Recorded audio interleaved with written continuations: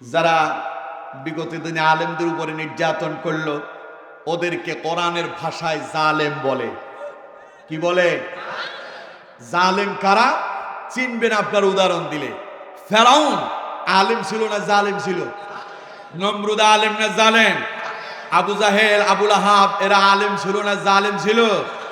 এরা ইসলামের বিরোধিতা করেছিল।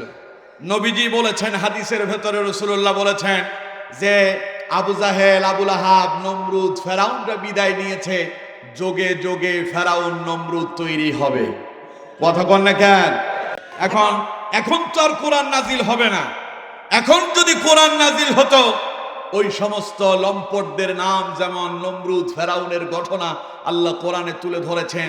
বিগত দিনে যারা আলেমদের বিরুদ্ধে অ্যাকশন নিয়েছিল, নিরস্ত্র নিরপরাধ আলেমদেরকে জেলখানায় বন্দী রেখেছিল, ইসলামী আন্দোলনকে নিষিদ্ধ করেছিল, ইসলামী আন্দোলনের কর্মীদেরকে হত্যা করেছিল, ইসলামী আন্দোলনের নেতাদেরকে মিথ্যা মামলা দিয়া ফাঁসির কাস্তে ঝুলিয়েছিল, যদি কোরআন অবতীর্ণ হতো এখনো তাদের বিরুদ্ধে আয়াত নাজিল হতো কি হতো না?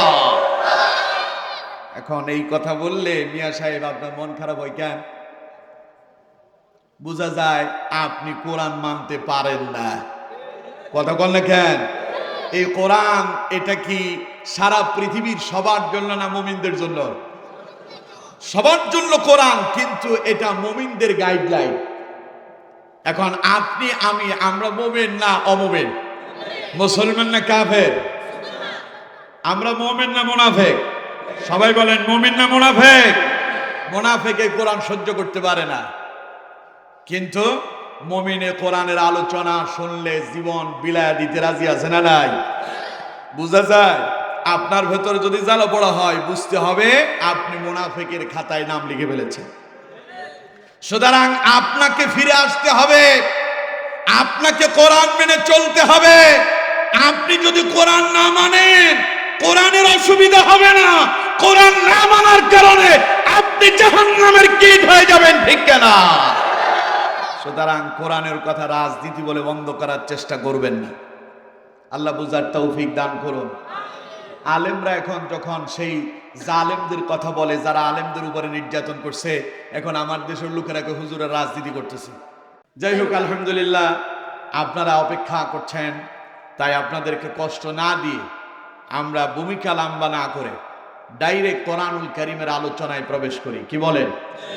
আসুন, বিতাড়িত শয়তানের ওয়াসওয়াসা থেকে পানা আছে পরম করুণাময় আল্লাহ পাকের নামে শুরু করি। যারা পারেন আমার সঙ্গে ঠোঁটে ঠোঁট মিলায় বলুন, আউযু বিল্লাহি মিনাশ শাইতানির রাজীম, বিসমিল্লাহির রাহমানির রাহিম, আলহামদুলিল্লাহি রাব্বিল আলামিন, আর-রাহমানির রাহিম, মালিকি ইয়াউমিদ্দিন,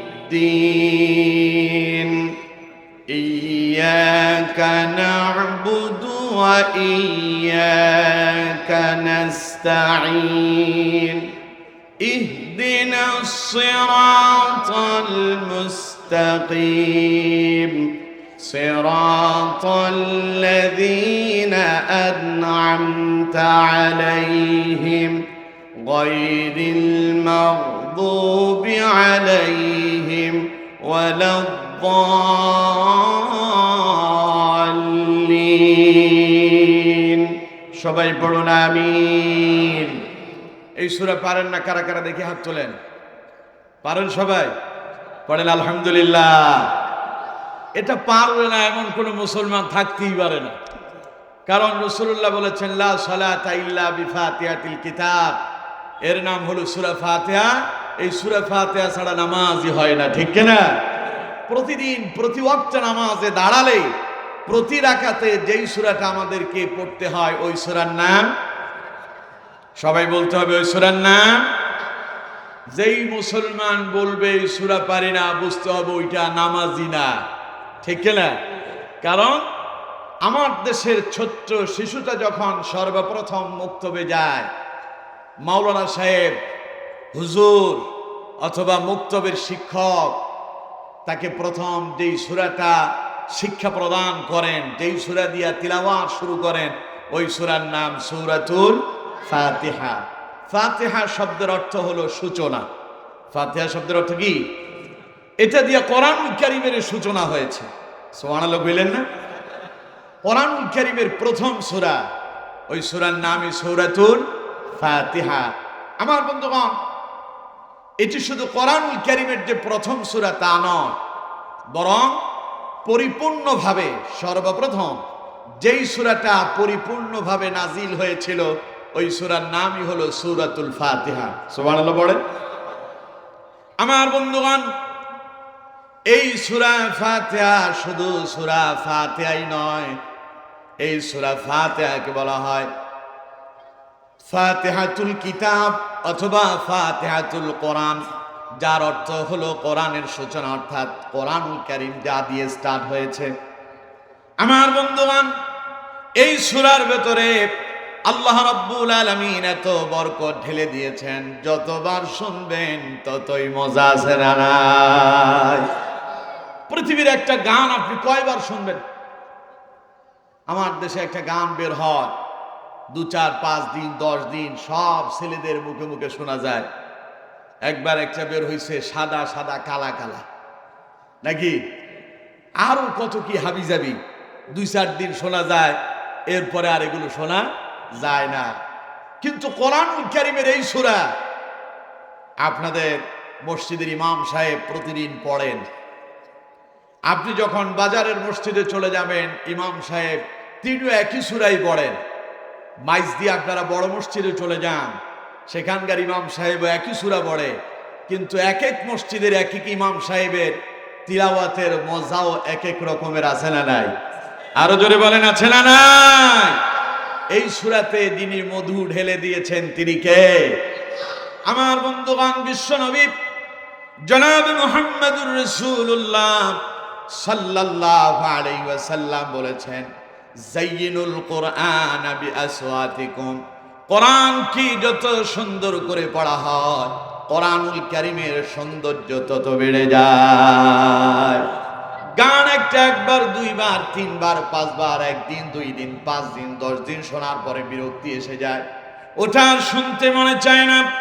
অথচ আমার বন্ধুগণ, কোরআনুল কারীমের এই সূরা দিয়া तमाम পৃথিবীর সমস্ত মুসলমানেরা নামাজ আদায় করেন। প্রতিদিন 5 ওয়াক্ত নামাজ এই সূরা পড়তে হয়। এমন একজন মানুষ দেখাতে পারবেন না যেই মানুষটাই কথা বলবে যে হুজুর দীর্ঘদিন পর্যন্ত এই সূরা দিয়া নামাজ পড়ালেন, এখন আর মজা লাগে না, এই সূরা আর পড়বেন না। বলছে কেউ? কিয়ামত পর্যন্ত বলবে কেউ? আমার বন্ধুগণ, এই সূরাটা যখন কারি সাহেবরা পড়ে তখন এক রকমের মজা পাওয়া যায়, কাবার ইমাম যখন পড়েন ভিন্ন রকমের মজা পাওয়া যায়, মসজিদে নববীর ইমাম যখন পড়েন আরেক রকমের মজা পাওয়া যায়, হাফেজ সাহেবরা যখন তারাবির নামাজে দাঁড়ায়া এই সূরা দিয়া নামাজ শুরু করে দেন, মজা ভিন্ন রকমের, আছে না নাই? এই যে আজকে আপনাদের এখানে একজন কারি তিলাওয়াত করছে, তিনি যখন এই সূরাটা পড়তেন তখন তিনি পড়তেন কিভাবে? আউযু বিল্লাহি মিনাশ শাইতানির রাজীম, বিসমিল্লাহির রাহমানির রাহিম,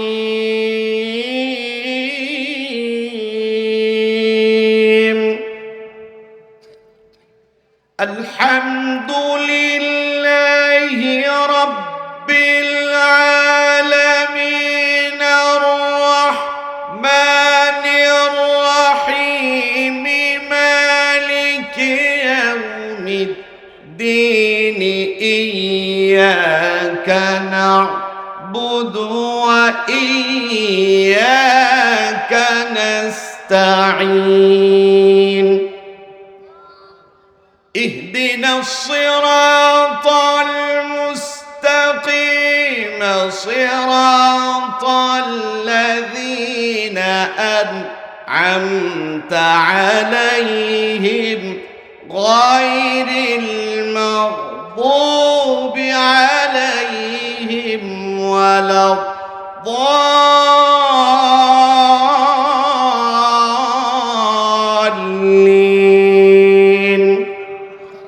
মজা আছে না নাই? আরো জোরে বলেন, আছে না নাই? ওই যে আফ্রিকান কিছু কালো মানুষ আছে, কারি, মাঝে মধ্যে বাংলাদেশেও আসে, সূরা ফাতিহা এক নিঃশ্বাসে তিলাওয়াত করে, শরীরের সব পশম দাঁড়ায় যায়, ঠিক কিনা? এই মজা কে ঢেলে দিয়েছেন? একই সূরা যখন কাবার প্রধান ইমাম, মসজিদে হারামের প্রধান ইমাম শায়েখ আব্দুর রহমান আস-সুদাইস পড়েন, মজাটা ভিন্ন রকমের। সুবহানাল্লাহ কইলেন না?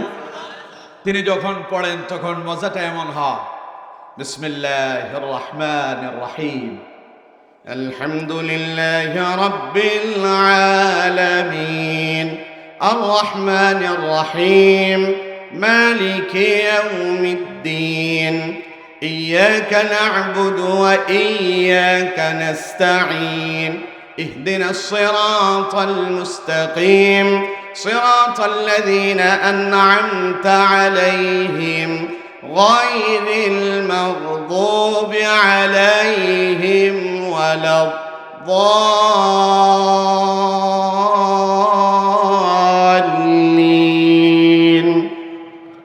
পেছনে মুসল্লিরা শুনতেছে আর চোখ দিয়া পানি গড়ায় গড়ায় পড়তেছে। সুবহানাল্লাহ। আবার যখন এই সূরা যখন হাফেজ সাহেবরা পড়েন রমাদানে তারাবিতে, أعوذ بالله من الشيطان الرجيم بسم الله الرحمن الرحيم الحمد لله رب العالمين الرحمن الرحيم مالك يوم الدين إياك نعبد وإياك نستعين اهدنا الصراط المستقيم صراط الذين أنعمت عليهم غير المغضوب عليهم ولا الضالين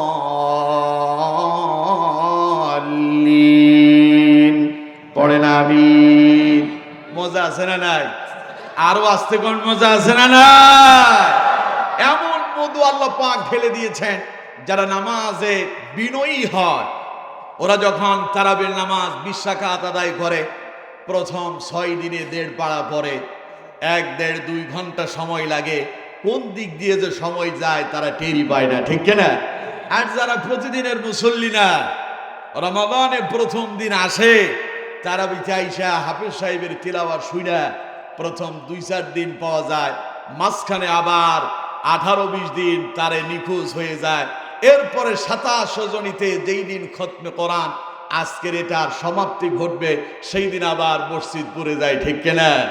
তার মানে এরা সুবিধাবাদ জিন্দাবাদ, এরা সুবিধাবাদ। এইরকম প্রেমিক হওয়া যাবে না, প্রেমিক হতে হবে, কোরআনের জন্য নিজেকে বিলীন করে দিতে হবে। পারবো তো ইনশাআল্লাহ? আমার বন্ধুগণ, তো বলছিলাম সূরা ফাতিহাতে আল্লাহ পাক এত মধু দিয়েছেন, এক একজন ইমাম, এক একজন মসজিদের খতিব তিলাওয়াত করবেন, এক একজনের তিলাওয়াতের মজা হবে এক এক রকম, যত শুনবেন ততই মুগ্ধ হবেন, কখনো আপনার ভেতরে বিরক্তি আসবে না, কারণ এই কোরআন যিনি নাজিল করেছেন তিনি কে? আরো জোরে বলেন কে? সুতরাং আমার বন্ধুগণ, এই সূরাটা পারে না এমন লোক পাওয়া যায় না। ছোট্ট ছেলেটা যখন সর্বপ্রথম মুক্তবে যায়, এই সূরা পড়েছিল, জীবনের বয়স যখন তার 10 বছর, মুক্তবে গেল 10 বছর পর্যন্ত, 10 বছর পরে মাঝখানে তার জীবনের একটা দীর্ঘ সময়, সেই মসজিদও এলো না, নামাজও পড়লো না। 40 বছর যখন তার বয়স হয়েছে, ছেলে মেয়ে এখন বিবাহ দেওয়ার উপযুক্ত হলো, ছেলে মেয়ে বিবাহ দিল, চুল পাকা ধরছে, দাড়িও পেকে গেল, এখন মনে মনে চিন্তা করতেছে, নামাজ কালাম যদি না পড়ি লোকজন আমারে কি বলবে, কিছুদিন পরে তো আমারও মরা লাগবে। এবার মসজিদে এলো, দীর্ঘ 30টা বছর মাঝখানে গ্যাপ চলে গেল, 30 বছর নামাজ পড়লো না, সিনেমা দেখলো, গান বাজনা শুনলো, দুনিয়া নিয়ে পাগল হয়ে থাকলো। 30 বছর পরে সেই পুরনো ক্যাসেট, যেই ক্যাসেটে তার বয়স যখন 10 বছর ছিল, মুক্তবি ইমাম সাহেব, মাওলানা সাহেব তার সূরাটা মুখস্থ করায় দিলেন। তার ওই ক্যাসেটের ভিতরে রেকর্ড হয়ে গেল 30 বছরের পুরনো ক্যাসেট যখন আবার নতুন করে নামাজে ঢুকে চালু করে দিল, দীর্ঘ 30 বছর গ্যাপ পড়ে গেল, এটাতে কোনো ময়লা জমলো না, আবর্জনা এলো না। আল্লাহু আকবার বলে নামাজে ঢুকলো আর শুরু করে দিল আলহামদুলিল্লাহি রাব্বিল আলামিন। একটা আয়াত পড়ে তো আরেকটা আয়াত তার জবানে এসে যায়, পড়তে পড়তে পুরো আয়াত তিলাওয়াত করে ফেলে। 30 বছরের পুরনো একখান ক্যাসেট আপনি যদি কম্পিউটারে কিংবা আপনি ট্যাপ রেকর্ডারে যদি লাগায় দেন, পুরনো ক্যাসেট আর চলবে না। কিন্তু কোরআনুল কারীম এমন এক ক্যাসেট, 30 বছরের পুরনো ক্যাসেটটা নতুন করে চালায় দেন, কোথাও থেমে যাবে না, সেই পুরনো ক্যাসেটটা নতুন ভাবেই চলতে থাকে। মনে হয় ভুল বললাম? কথা বল না কেন ভুল বললাম? এই কোরআন যে আপনার কলবের ভেতরে, যিনি এত সুন্দর করে সুরক্ষিত রেখেছেন, তিনি কে? আরো জোরে বলেন কে? অথচ ছোটবেলায় যখন স্কুলে গিয়েছেন, জাতীয় সঙ্গীত আপনারা সব সময় পড়তে হয়েছে। পিটি করে না স্কুলে?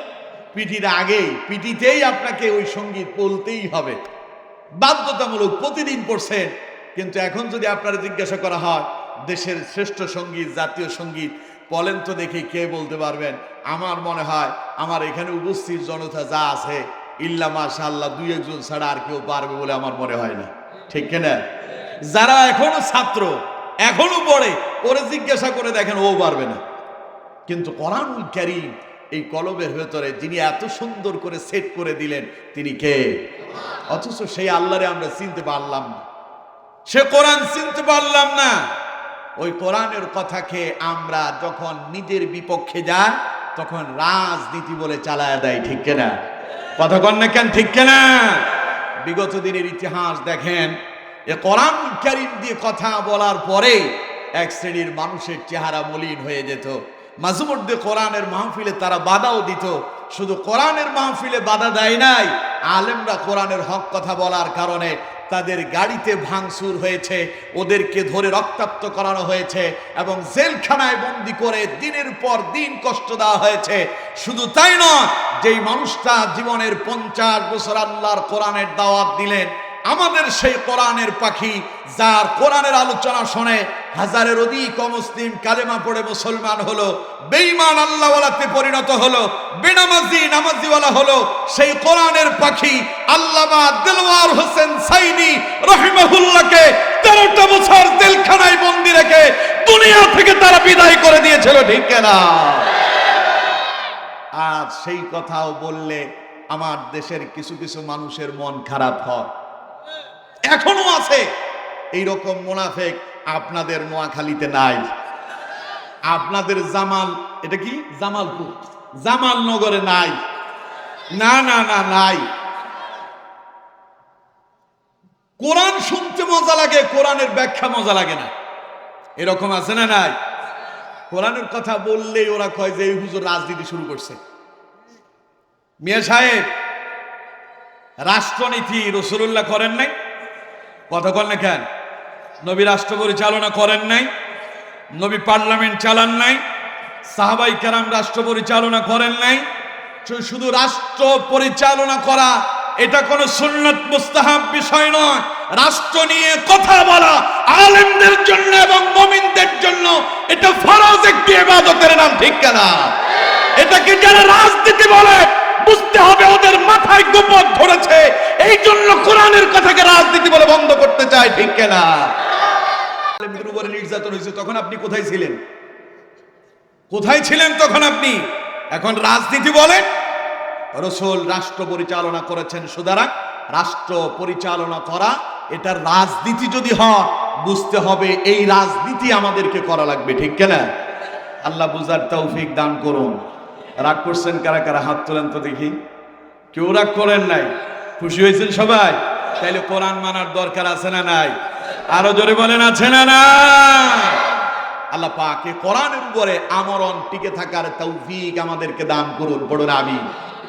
আমার বন্ধুগণ, বলছিলাম সূরা ফাতিহা জীবনের সূচনা লগ্নেতে যেই সূরার তিলাওয়াত আপনি করেছেন, 40 বছর পরে যখন পুরনো ক্যাসেটটা লাগায় দিলেন নামাজে দাঁড়ায়া, ওই ক্যাসেট যখন অনবরত একটার পরে একটা আসতে থাকে, যিনি এত সুন্দর করে কলিজায় সেট করে দিয়েছেন তিনি কে?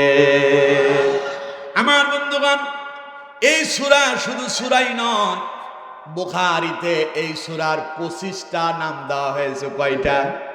সবাই বলেন কয়টা? এটার এক নাম্বার নাম হলো উম্মুল কুরআন অথবা উম্মুল কিতাব, কোরআনের মা অথবা কোরআনে কিতাবের মা। সুবহানাল্লাহ কোন? আমাদের সবার মা আছে না নাই? মা ছাড়া কারা আসছেন দেখে হাত তোলেন। আসছেন কেউ? তবে মা ছাড়া পৃথিবীতে একজন এসেছেন না, উনি তো বাবা ছাড়া আসছেন। মা ছাড়া আসছেন আদম আলাইহিস সালাতু ওয়াস সালাম। সুবহানাল্লাহ বলেন। মা হাওয়া আলাইহিস সালাম দুইজন, ওদের মা বাবা ছিল না, আল্লাহ ডাইরেক্ট তাদেরকে তিনি নিজ হাতে তৈরি করে পৃথিবীতে প্রেরণ করেছেন। সুবহানাল্লাহ কোন? বাবা ছাড়া একজন এসেছেন, তার নাম হযরত ঈসা আলাইহিস সালাতু ওয়াস সালাম। আর আমরা সবাই মা বাবার মধ্য দিয়ে পৃথিবীতে আগমন করেছি, ঠিক কিনা? তো আমাদের যেমন একজন মা আছে, কোরআনেরও একটা মা আছে। কোরআনের মায়ের নাম সূরাতুল, আরো জোরে বলেন সূরাতুল। বুখারীতে এসেছে এর নাম হচ্ছে উম্মুল কিতাব, কিতাবের মা। গোটা কোরআনুল কারীমে আল্লাহ পাক যত কথা বলেছেন, এই সব কথাগুলোকে ছোট্ট সূরা সূরাল ফাতিহা, সূরাতুল ফাতিহাতে ভূমিকাতে পুরা সব কথা আল্লাহ পাক এখানে কোট করে দিয়েছেন। সুবহানাল্লাহ। এটা কোরআনের শিরোনাম। এটা কোরআনের কি? দেখেন না আপনারা, যখন টেলিভিশনে সংবাদ প্রচার হয়, প্রথমে বলে শিরোনাম, তারপরে বিস্তারিত, ঠিক কিনা? সূরা ফাতিহা হচ্ছে কোরআনের শিরোনাম, গোটা কোরআন হচ্ছে সূরা ফাতিহার বিস্তারিত। সুবহানাল্লাহ কোন? আমার বন্ধুগণ, এই সূরার আরো নাম আছে। এটার আরেকটা নাম হচ্ছে সূরাতুদ দুআ। এটা হচ্ছে দোয়ার সূরা। সুবহানাল্লাহ কোন? আমার বন্ধুগণ, নবী করিম সাল্লাল্লাহু আলাইহি ওয়াসাল্লাম বলছেন, বুখারীর বর্ণনা, আল্লাহর নবী বলছেন, আফদালুয যিকরি লা ইলাহা ইল্লাল্লাহ ওয়া আফদালুদ দুআই আলহামদুলিল্লাহ। পড়েন আল্লাহু আকবার। নবীজি বলেছেন, শ্রেষ্ঠ জিকির হলো লা ইলাহা ইল্লাল্লাহ, আর শ্রেষ্ঠ দোয়া হলো সূরা ফাতিহা আলহামদুলিল্লাহ। দোয়া জানেন না যারা, কোন দোয়া জানেন না, খালি সূরা ফাতিহা পড়বেন। হুজুর আমি আরবিতে কিছুই পারি না। মিয়া সাহেব, সূরা ফাতিহার চাইতে শ্রেষ্ঠ দোয়া আরেকটাও নাই। সুবহানাল্লাহ কোন? হাদিস থেকে শোনেন, নবী করিম সাল্লাল্লাহু আলাইহি সাল্লাম বলছেন, এই সূরাটা যখন বান্দা নামাজে পড়ে, এর ফজিলত হলো এই, প্রত্যেকটা আয়াত যখনই বান্দা তিলাওয়াত শেষ করে, আল্লাহ পাক সঙ্গে সঙ্গে বান্দার সাথে কথা বলে। সুবহানাল্লাহ কোন? আমাদের সেই কান নাই, আমরা শুনি না, আমাদের ওই চোখ নাই, আমরা দেখি না।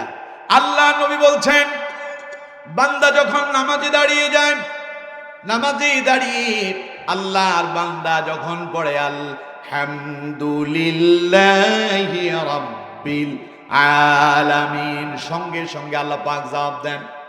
আল্লাহ রব্বুল আলামিন বলেন, হামিদানি আব্দি, বান্দারে তুই তো আমার প্রশংসা করেছিস। এবার আল্লাহ পাক বলেন, আমার বান্দা আর কি বলতে চাস? এবার আমরা বললাম আর রহমানির রহিম। আল্লাহ রাব্বুল আলামিন বলেন, আথনা আলাইয়া আব্দি, আমার বান্দারে তুই তো আমার মহত্বের কথা বলেছিস, আমার বড়ত্বের কথা বলেছিস, আর কি বলতে চাস? এবার আমরা বললাম মালিকি ইয়াউমিদ্দিন। আল্লাহ রাব্বুল আলামিন সঙ্গে সঙ্গে পাল্টা জবাব দিয়ে দেন। আল্লাহ পাক বলেন, মানজাদানি আব্দি, আমার বান্দা তুই তো আমার ক্ষমতার কথা বলেছিস। পড়েন আল্লাহু আকবার।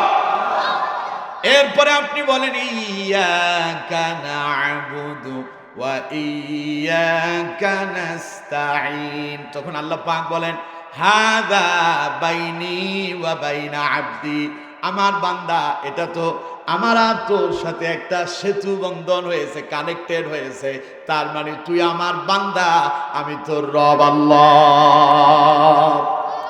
এই পর্যন্ত যখন আপনি তিলাওয়াত করেন, এরপরে আপনি করতেছেন ইহদিনাস সিরাতাল মুস্তাকিম সিরাতাল্লাযীনা আন'আমতা আলাইহিম গায়রিল মাগদুবি আলাইহিম ওয়ালাদ-দাল্লিন। পড়েন আমিন। নবীজি বলেন, আপনি যখন ইহদিনাস সিরাতাল মুস্তাকিম থেকে শুরু করে ওয়ালাদ-দাল্লিন পর্যন্ত পড়েন, গোটা জায়গাটা হলো দোয়া। আল্লাহ নবী বলছেন, আপনি যখন বলেন ইহদিনাস সিরাতাল মুস্তাকিম, আল্লাহ আমি তোমার কাছে সহজ সরল পথ, তোমার কাছে আমি সাহায্য চাই। সিরাতাল্লাযীনা আন'আমতা আলাইহিম, আমার ওই পথে চালাও যেই পথে তোমার প্রিয়জনেরা চলে গিয়েছে। গায়রিল মাগদুবি আলাইহিম ওয়ালাদ-দাল্লিন, তাদের পথে নয় যাদের উপরে তোমার আযাব গজব নেমে এসেছে, তাদের পথে আমারে পরিচালিত করো না। আপনি যখন এই পর্যন্ত তিলাওয়াত করেন, নবীজি বলেন আসমানের একদল ফেরেশতা নামাজে আপনার তিলাওয়াত শেষ হওয়ার সঙ্গে সঙ্গে চিৎকার মেরে তারা বলে ওঠে আমিন। এর জন্য আমার বন্ধুগণ, বিশ্বনবী মুহাম্মদ সাল্লাল্লাহু আলাইহি ওয়াসাল্লাম বলেছেন, আমার উম্মতেরা যখন ইমাম সাহেব নামাজে দাঁড়ায় পড়বে গায়রিল মাগদুবি আলাইহিম ওয়ালাদ-দাল্লিন ফাকুলু আমিন, তখন তোমরা ইমামের তিলাওয়াতের পরে পড়ে নাও আমিন। কারণ আসমানে যেই ফেরেশতারা আমিন বলে, দুনিয়ায় যদি তুমিও যদি সূরা ফাতিহা শেষে যদি আমিন বলো, দুইজনের আমিন যদি এক হয়ে যায়, আল্লাহ পাক তার পূর্বের সব গুনাহ মাফ করে দেয়। শুধু তাই নয়, নবীজি বলেছেন, বান্দা যখন ইহদিনাস সিরাতাল মুস্তাকিম থেকে ওয়ালাদ-দাল্লিন পর্যন্ত তিলাওয়াত করে, আল্লাহ পাক বলেন মাঝখানে আমার বান্দা আমার কাছে যা চাইলো, আমি আল্লাহ পাক বান্দার সব তামান্না বাসনাগুলো কবুল করে নাই। এজন্য সূরা ফাতিহা হলো শ্রেষ্ঠ দোয়া। সূরা ফাতিহা কি? আরো জোরে বলেন কি? এই দোয়া পৃথিবীর কারো শেখানো না। যেমন আমরা দোয়া করি, রব্বানা যালামনা আনফুসানা ওয়া ইল্লাম তাগফির লানা ওয়া তারহামনা লানাকুনান্না মিনাল খাসিরিন। এই দোয়াটা করেছিলেন হযরত আদম আলাইহিস সালাম। এই দোয়া আল্লাহ পাক আমাদেরকে শিখিয়ে দিলেন। আদম বলল রব্বানা যালামনা আনফুসানা ওয়া ইল্লাম তাগফির লানা। আদম এবং হাওয়া দুইজনে আল্লাহর কাছে দোয়া করলেন, আল্লাহ আমরা আমাদের নিজেদের উপরে জুলুম করেছি, ওয়া ইল্লাম তাগফির লানা, আপনার কাছে আমরা ক্ষমা চাই, ওয়া তারহামনা, আপনি আমাদের প্রতি রহম করেন, লানাকুনান্না মিনাল খাসিরিন, আপনি যদি আমাদেরকে ক্ষমা না করেন তাহলে আমরা ক্ষতিগ্রস্ত হয়ে যাব। হযরত আদম আলাইহিস সালাম যখন মা হাওয়া আলাইহিস সালামকে সঙ্গে নিয়ে এই দোয়া করলেন, দোয়া যিনি মঞ্জুর করেছেন তিনি কে? এই দোয়া হলো আদম আলাইহিস সালামের দোয়া।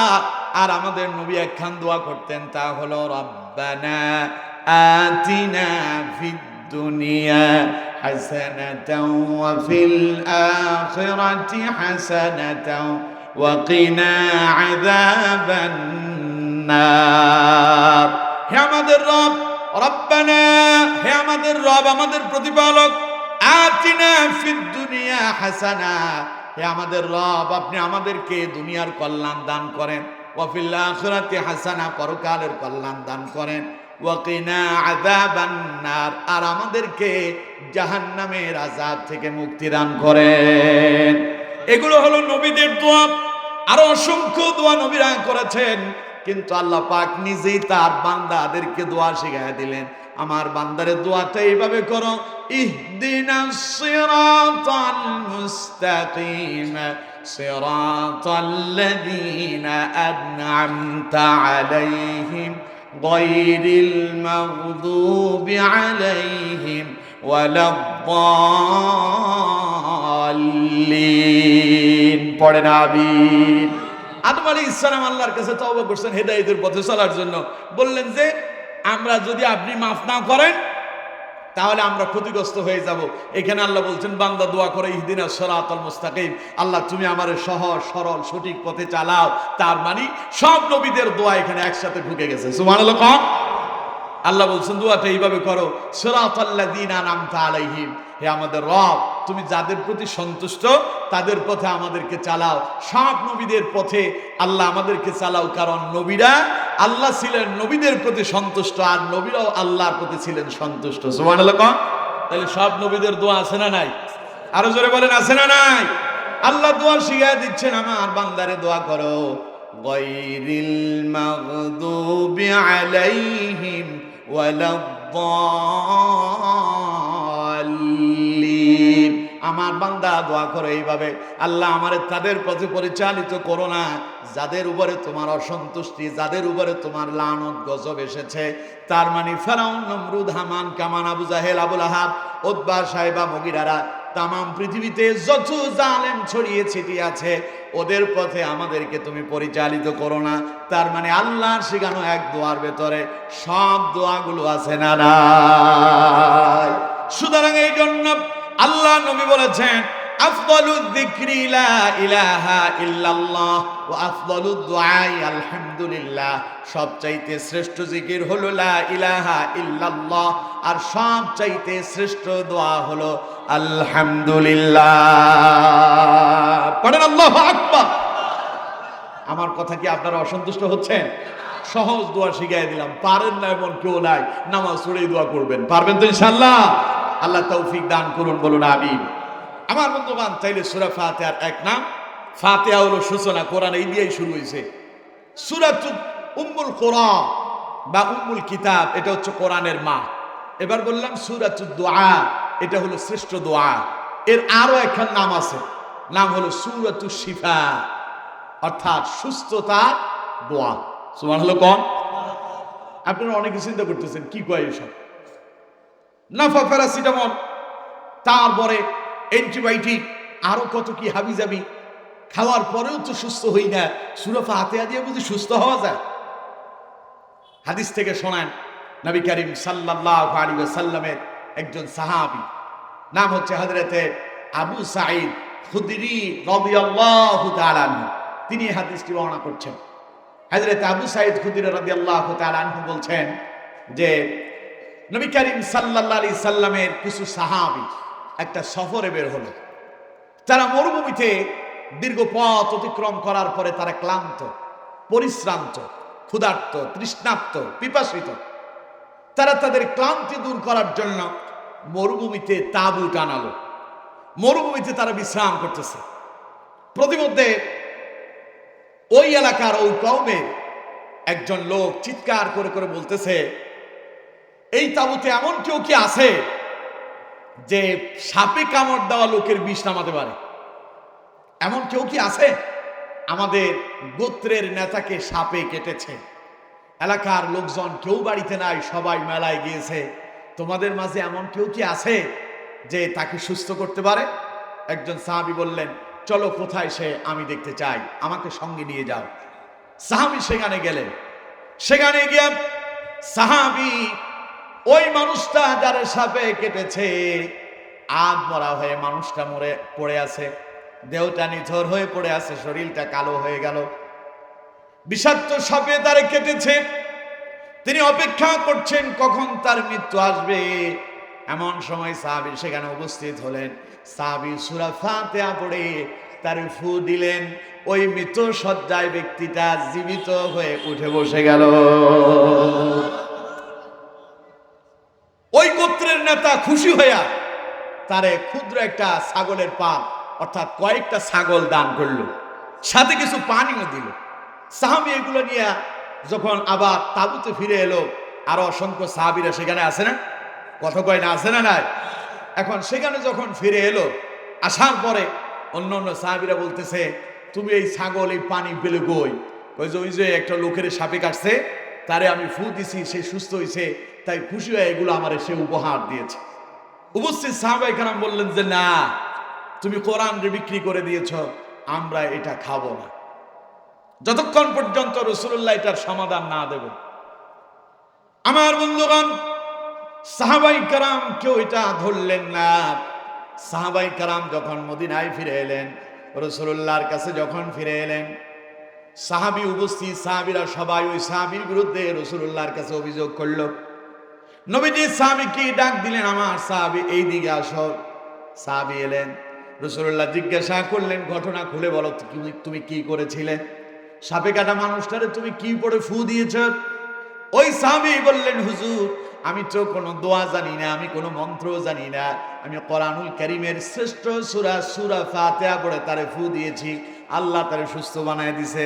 নবীজি বললেন, আমার সাহাবী রে, এটা যে সূরাতুশ শিফা, এটা যে রোগ মুক্তির সূরা, এটা যে সুস্থতার সূরা, এটা তোমারে কে বলেছে? পড়েন আল্লাহু আকবার।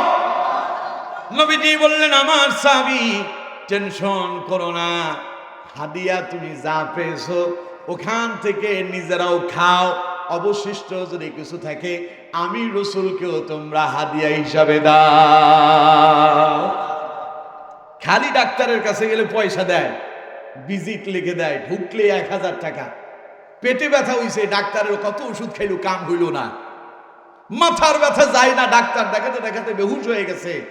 মসজিদের ইমাম সাহেবরা এসে বলল, হুজুর মাথা ব্যথা 1 সপ্তাহ যাবত যাচ্ছে না, পেটের ব্যথা আমাশা যায় না, আজকে 10 দিন হয়ে গেছে, একটু পানি পড়ে দেন। হুজুর পানি পড়ে ফু দিল, ওই পানি খাইয়া মাথা ব্যথাও গেল, পেটের আমাশাও ভালো হলো, কিন্তু 1 টাকাও হাদিয়া দেয় না।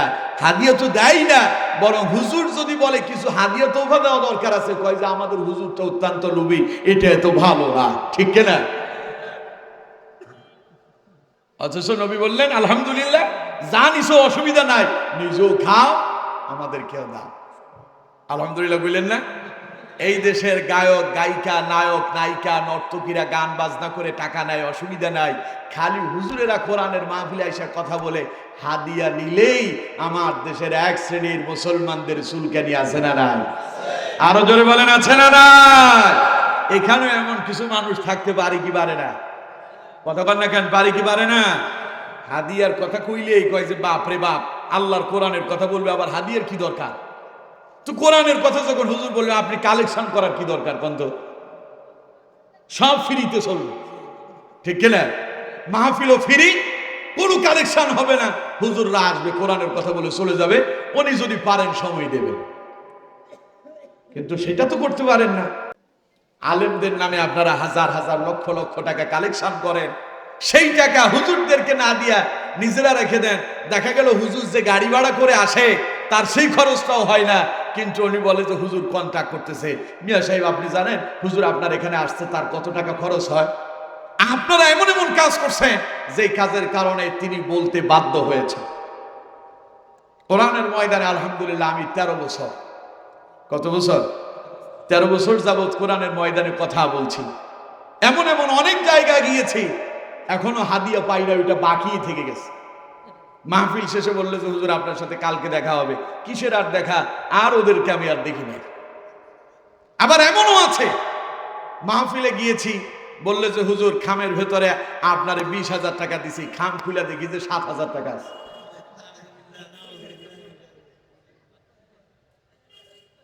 গেলাম আমি, গত কয়েকদিন আগের একটা ঘটনা বলি। যশোরে একটা মাহফিল করতে গেলাম, ফেনী থেকে যশোরে একটা গাড়ি ভাড়া করে গেলে 20,000 টাকা শুধু গাড়ি ভাড়াই আছে। পথে আবার আমাদের খাওয়া দাওয়া আছে না, 25,000 টাকা আমাদের খরচ গেল। মাহফিল কমিটি হাদি নিয়ে এসে বলতেছে, হুজুর এখানে 20,000 টাকা দিয়েছে। আমি বললাম যে 25,000 টাকা খরচ গেল, 20,000 টাকা দিলেন, বাকি টাকা এখন করবো কি? ড্রাইভারে কি দিব? আমি এখন কেমনি বাড়ি যাব? বহু কুসি কইরা আরো কিছু আইনা দিল, গনে দেখি ওইখানে আছে 15,000। কয় হুজুর দিছি 25,000। ওইখানে তো আর গনি নাই। পথে আইসা আমার সবার সঙ্গে বললাম যে দেখো তো আসলে পয়সা কত দিছে, দেখি যে আছে 15,000। আরো গেল কত? কথা কয় না, আরো গেছে কত? কার পকেট থেকে? হুজুরের পকেট থেকে। এই জন্য হুজুররা বলতে বাধ্য হয়, ভাই সাহেব আপনার ওইখানে যেতে আমার খরচ এত লাগে, হাদিয়া এত দিতে হবে। এগুলো আপনারা করছেন, এই কামগুলো যদি আপনারা না করতেন, আপনারা মানুষ থেকে হাদিয়া নিয়েছেন, কালেকশন করছেন, এটা তো মাহফিলের জন্য আলেমদের নাম করে নিয়েছেন। মাহফিল শেষে খরচ যা হবে বাকিটা যদি হুজুরদেরকে দিয়ে দিতেন, ওয়াল্লাহি কোনোদিন এমন কথা আপনারা শুনতেন না যে হুজুররা আপনাদের কাছে টাকা চেয়ে নিচ্ছে। অভ্যাসটা আপনারা বানায় দিলেন।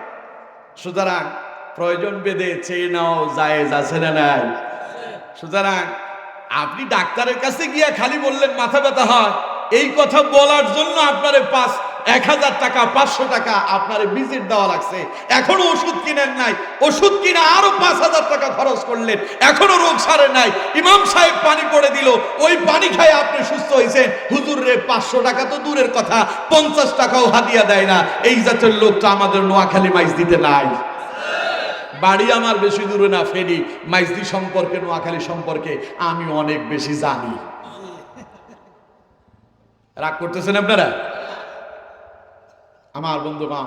সুতরাং কোরআনুল কারীম দিয়া যদি কাউকে সুস্থতার জন্য তিলাওয়াত করে যদি সুস্থ করে দেওয়া যায়, হাদিয়া নেওয়াও যায়, দেওয়াও যায়, তাতে কোনো অসুবিধা। রাসূলুল্লাহ বললেন, আমার সাহাবী তুমি যা পাইছো নিজেরাও খাও, অবশিষ্ট যদি থাকে তোমাদের কাছে কিছু আমারেও দাও। সুবহানাল্লাহ বলে। আর আপনি খালি সব জায়গায় দিতে রাজি, মসজিদ মাদ্রাসা মাওলানা সাহেবকে দিতে বললে তখনই আপনার আর পকেট থেকে টাকা বের হয় না। এজন্য এই জাতির কপালে হেদায়েত মিলে না, ঠিক কিনা? আরো জোরে কোন ঠিক কিনা? এটা ঠিক আসতে বলবেন, আমিও জানি, কারণ এটা জোরে বললে আপনাদের উপরে আসবে। কারণ আপনারা তো সুবিধাবাদ জিন্দাবাদ, নিজেরটা ঠিক মতোই বলবেন ঠিক। যদি আপনার বিরুদ্ধে যায় তখন আপনি বলবেন না হুজুর চেষ্টা করলো আমার জবান দিয়ে এখন বাইর করতে পারবেন না, ঠিক না বেঠিক আমার বন্ধুগণ? সুতরাং এই কোরআনের এই সূরাকে আল্লাহ পাক সূরাতুশ শিফা হিসাবে দিয়েছেন। মাওলানা সাহেবদের কাছে আসেন পেটে ব্যথা, তিনি সূরা ফাতিহা পড়ে আস্তে আস্তে, জোরে পড়ে না। এখন আপনি বলবেন হুজুর সূরা ফাতিহা উনি জোরে পড়ে না কেন? জোরে পড়লে আপনার আস্থা থাকবে না,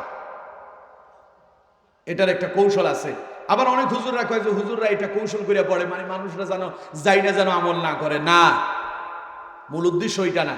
সূরা ফাতিহা পড়ে উনি ফানিতে ফু দিলে আপনি বলবেন যে দেখ এই সূরা তো আমিও পারি, ঠিক কিনা? হুজুরের কাছে গেলাম, কি সূরা পড়লো? এক সময় আমরা দেখেছি এই দেশের ওলি আল্লাহ যারা ছিলেন হক্কানি, এখন তো ভণ্ডের অভাব নাই, ঠিক কিনা? আরো জোরে বলেন ঠিক কিনা? এখনকার অনেক মাজার আছে, অনেক পীর আছে, নামে পীর কাজে সব ভণ্ডামি, ঠিক কিনা? মুখে দাড়ি নাই, ও এখন পীর হয়েছে। দেওয়ানবাগ একখান আছে, দেখেন না, বাপ মরছে এখন ছেলে পীর হয়েছে, ওর কোনো ইসলামের কোনো লেবাসই নাই, ঠিক কিনা? আরো আছে। আমি এক পীর দেখছি ফেসবুকে দেখলাম আর কি, পীরের অবস্থা হইলে এই, পীরে মাথার ভেতরে টুপি একখান লাগাইছে 2 হাত বড়, এরপরে মুখে তো দাড়ি নাই, আশেপাশে পীরের মুরিদ সব মহিলা, নাউজুবিল্লাহ বললেন না, পাই তো সুমো খাচ্ছে। এগুলো পীর না ভণ্ড? আরো জোরে বলেন পীর না ভণ্ড? আমরা এই ভণ্ডদের বিরুদ্ধে কথা বলি, হক্কানি পীরদের বিরুদ্ধে আমাদের কোনো বক্তব্য নাই। আমরা তাদের পক্ষে, যেমন শাহজালাল, শাহ পরান, শাহ মাকদুম, খানজান আলী, ইসলাম এই দেশে তারা নিয়ে এসেছেন, ইসলাম প্রতিষ্ঠা করেছেন। তারা আমাদের মতো এইরকম ভণ্ড পীরদের মতো কাজ করেন নাই, দিনের প্রচার করেছেন। আর আমাদের পীরেরা খালি খানকায় বসে থাকে, জিহাদের কথা বললে কয় যে আমি সেখানে নাই, ইসলামী আন্দোলনের কথা বললে বাপ রে বাপ, আমরা হুজুর মানুষ, আমরা আবার আন্দোলন করে করবো কি? আমরা যেমনি আছি এমনি ঠিক আছি, মুরিদানেরা আমাদেরকে পয়সা দেবে, তা আমাদের পকেটে ঢুকবে, জম্বের মতো পোলাও কোরমা আমরা ইচ্ছা মতো খাবো। আমরা যদি বিরুদ্ধে বলি তাই তো আমাদের খাওয়া দাওয়া বন্ধ হয়ে যাবে, হতে পারে আমাদেরকেও জেলখানায় পৌঁছে মরা লাগবে, ঠিক কিনা? এই জন্য এই দেশের বহু পীরেরা কোরআনের হক কথা বলে, খালি বসলেই নিজের বাপ দাদার কিচ্ছা কাহিনী ছাড়া আর কিছু নাই। রাগ করতেছেন আপনারা? কিন্তু হক্কানি পীরও, জোরে বলেন, আছে না নাই? যেমন জৈনপুরীর পীর সাহেবরা এই দেশে আসতেন দিনের দাওয়াত দেওয়ার জন্য, লোকেরা এসেছে, পেটে ব্যথা আমাশা, হাজার হাজার মানুষ আসছে পানি পড়ার জন্য। হুজুর গামছাটারে একটু এইভাবে করে, হাজি গামছা তো, একটু বাতাস দিয়ে দিছে, সবার কাম হয়ে গেছে। সুবহানাল্লাহ বলেন না? এখন আমাদের পীর যারা সবগুলো একসাথে আইসা, যদি ওনারা, আবার সবার কথা বলতেছি না আর কি, যারা ভণ্ড আছে ওদের কথা বলতেছে, সবগুলো আইসা যদি পুকুরের সব পানিরে যদি জম্মের মতো ফু দেয়, এরপরেও কোনো কাম হবে না আমার বন্ধুগণ। সুতরাং এইরকম কিছু ভণ্ড আমাদের দেশে আছে। এখন আমার বন্ধুগণ, আলেমরা চুপে চুপে কেন পড়েন? চুপে চুপে পড়ার কারণ হচ্ছে, শুনলে আপনি বলবেন যে এই সুরতে আমিও পারি, কারণ আপনার আস্থা থাকবে না। আমার দেশে একখান কথা আছে, একিনে দরিয়া পার, আছে না এমন কথা? আর খালি এখানে দরিয়া পার, এটা কথার কথা না, এটা হাদিস। ইন্নামাল আমালু বিন্নিয়াত, আপনার নিয়তের উপরে সব কাজ হবে। আপনি মাওলানা সাহেবের কাছে যান, উনি যা পড়তেছে ফু দিয়ে দেখ, আপনি আল্লাহর উপর বিশ্বাস করেন, আল্লাহ তোমার কোরআন দিয়ে নিশ্চয়ই কাজ হচ্ছে, এই কোরআনের উসিলায় তুমি আমার সুস্থ করে দাও। কারণ আল্লাহ পাক কোরআনে বলছেন, ওয়া নুনাজ্জিলু মিনাল কোরআনি মা হুয়া শিফাউন ওয়া রাহমাতুল লিল মুমিনিন, এই কোরআন মুমিনদের জন্য আমি আল্লাহ সকল রোগের মহা ঔষধ করে আমি আল্লাহ তৈরি করছি। সুবহানাল্লাহ। ওয়া রাহমাতুল লিল মুমিনিন, মুমিনদের জন্য এটা রহমত। ওয়ালা ইয়াজিদুজ যালিমিনা ইল্লা খাসারা, আর জালেম যারা হবে, কোরআন বিদ্বেষী যারা হবে, এই কোরআন তাদের জন্য রহমত নয়, বরং তাদের জন্য ক্ষতিগ্রস্তের কারণ। তার মানে জালেমেরা যারা কোরআনের বিরুদ্ধে অবস্থান নেয়, কোরআন তাদের বিরুদ্ধে অ্যাকশন নেয়, ফলে মাঝে মধ্যে আমরা দেখতে পাই কোরআনের বিরোধিতা করার কারণে জালেমদের কোনো অস্তিত্ব থাকে না, ঠিক না? কথায় কথায় আলেমদেরকে যারা মৌলবাদ বলেছিল, কথায় কথায় আলেমদেরকে যারা জঙ্গিবাদ বলেছিল, কথায় কথায় আলেমদেরকে যারা রাজাকার বলে গালি দিয়েছিল, ওরা আল্লাহর কোরআন ইসলামের বিরুদ্ধে অবস্থান নিয়েছিল, বলে এখন আলেমরা আছে, জালেমরা সব পালায়ে গেছে। এই অ্যাকশন কে নিলেন? আরো জোরে বলে। জালেমরা কথায় কথায় কয় খেলা হবে, আল্লাহ কয় খেলা কিন্তু আমি রেডি রাখছি, সময় মতো ঠিকই আয়োজন হবে। লোকজন বলতেছে বাপ রে বাপ, হুজুররা মসজিদে হক কথা বলতে পারে না। আল্লামা সাইদি ইন্তেকাল করলো, হাজারো আলেমের মাথার তাজ, কত কত শত আলেমরা মসজিদের মিম্বারে শুধু হুজুরের জন্য দোয়া করেছেন, এই জন্য চাকরি থেকে তারে বরখাস্ত করা হয়েছিল, ঠিক কিনা? শুধু যে চাকরি থেকে তাকে বের করে দেওয়া হয়েছে তা নয়, আল্লামা সাইদির জন্য দোয়া করার কারণে অসংখ্য আলেমেরা জেলখানায়ও বন্দী হয়েছিল। আলেমদের কথা বাদ দেন, ওদের দলের কথাই বলেন, নিজের দলের লোকেরা আল্লামা সাইদির ইন্তেকালে ইন্না লিল্লাহ লেখার কারণে তাদেরকে পর্যন্ত দল থেকে বরখাস্ত করা হয়েছিল, ঠিক কিনা? ইতিহাস আমরা ভুলে যাইনি। সেই জালেমরা এখন আছে না নাই? কই আছে? জালেমরা সব কি? আর যে আলেমদের বিরুদ্ধে নির্যাতন, তারা আছে না নাই? আরো জোরে বলেন, আছে না নাই? আল্লামা সাইদি বলেছিলেন, কথায় কথায় আমাদেরকে মৌলবাদ বলো, আমাদেরকে জঙ্গিবাদ বলো, রাজাকার বলো, তোমরা জানো মৌলবাদ মানে মূল থেকে আসছে, আমরা গাছের মূলে আছি, গোড়ায় থেকে এমন জোরে ঝাঁকুনি দেব মামুর বাড়ি দিল্লি গিয়া পড়বা, ঠিক কিনা? আজ তারা কই? আরো জোরে কম। এই কথা আল্লামা সাইদি বলেছিলেন, কারণ কোরআনের বিরুদ্ধে যায় যারা, তাদের বিরুদ্ধে যান যিনি, তিনি কে? কোরআনের পক্ষে যারা, তাদের পক্ষে যিনি, তিনি কে? কোরআনের বিপক্ষে যাবেন, জালেম হয়ে যাবেন। আল্লাহ বলছেন এই কোরআন তাদের জন্য ক্ষতিগ্রস্ততার কারণ, আর কোরআনের পক্ষে থাকবেন, আল্লাহ পাক বলছেন ওয়া রাহমাতুল লিল মুমিনিন, কোরআন এই মুমিনের জন্য হলো রহমত। সুবহানাল্লাহ। কোন লোকজন কয় বাপ রে বাপ, এত হুজুরে মাইক দূর করতেছে, এত নির্যাতন করে, এর বুঝে কিছু হয় না। বলছেন না আপনারা? কথা কয় না, বলেন নাই তো? মানুষজন কয় দেয়ালে পিঠ থেকে গেল, আর কতদিন?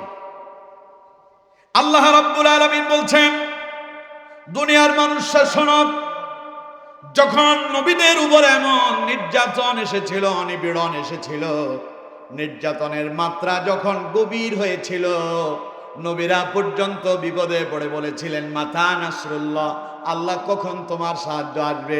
তখন আল্লাহ পাক বলছেন, নবীরা টেনশন করো না, নবীরা হতাশ হয়ে যেও না, আলা ইন্না নাসরাল্লাহি শক্তভাবে দৃঢ়ভাবে মজবুতভাবে আঁকড়িয়ে ধরতে পারো, বিপদ আর মুসিবতে আমি তোমাদেরকে সাহায্য করব, আর বিপদে মুসিবতে তোমাদেরকে আমি আল্লাহ বিজয় দিয়ে দেব।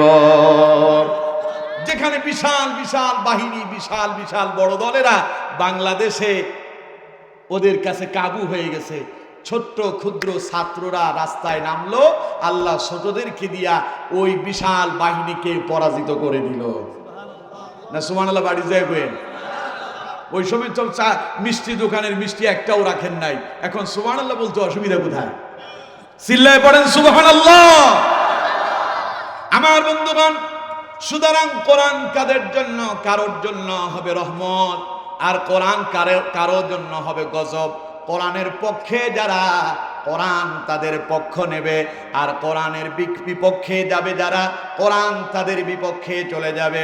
কোরআন যদি কারো বিপক্ষে চলে যায়, তার অবস্থা হবে তাসলিমা নাসরিনের মতো, তার অবস্থা হবে ওই যে মাথার ভেতরে চান্দি সালা, পুরো মাথাটা এয়ারপোর্টের মতো, টাকলা মুরাদ, এরপরে আবু জাহেল, আবুল আহাব, উতবা সাহেবাদের অবস্থা যেমন হয়েছিল, কোরআনের বিপক্ষে যারা যাবে তাদের অবস্থাও একই রকমই হবে। এজন্য কোরআনের পক্ষে থাকবেন না বিপক্ষে যাবেন? আরো জোরে বলেন, কোরআনের পক্ষে না বিপক্ষে? দেখি তো কারা কারা কোরআনের পক্ষে থাকতে রাজি আছেন, দুই হাত তুলে আল্লাহরে দেখান।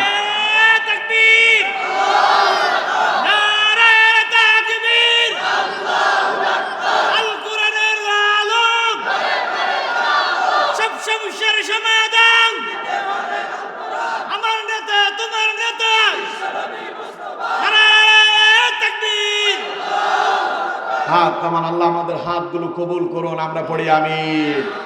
আমার বন্ধুগণ, সুতরাং কোরআন মুমিনের জন্য শিফা। কোরআন মুমিনের জন্য কি? এই সূরা ফাতিহার এক নাম হলো সূরাতুশ শিফা। এই সূরা ফাতিহার আরো একাধিক নাম আছে।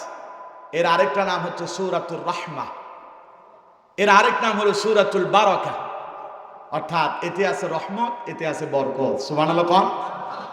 আমার বন্ধুগণ, এই সূরার আরো একাধিক নাম আছে, তো এত দিকে না যায়, শুরু তো করছি সেই কখন, 11টা বেজে গেল, 1 ঘন্টা শেষ হয়ে গেছে, এখনো তাফসীরে ঢুকি নাই, খালি সূরার নামের ব্যাখ্যাটা আপনাদেরকে শোনালাম। এবার আসুন এই সূরাতে আল্লাহ পাক কি বলেছেন তার একটু আলোচনা শুনবো ইনশাআল্লাহ। যথাসময় আলোচনা শেষ করব, শেষ পর্যন্ত থাকবেন তো ইনশাআল্লাহ? আমাকে একা একা রেখে কারা কারা চলে যাবেন দেখি হাত তোলেন। মাশাআল্লাহ, লোকজন খুব অ্যাক্টিভ আছে, আলহামদুলিল্লাহ। কোন মাহফিলটা সময় দিয়েছে, খুব কম সময়, এত অল্প সময় তারা এত সুন্দর আয়োজন করবেন আমি আসলে কল্পনা করতে পারি না।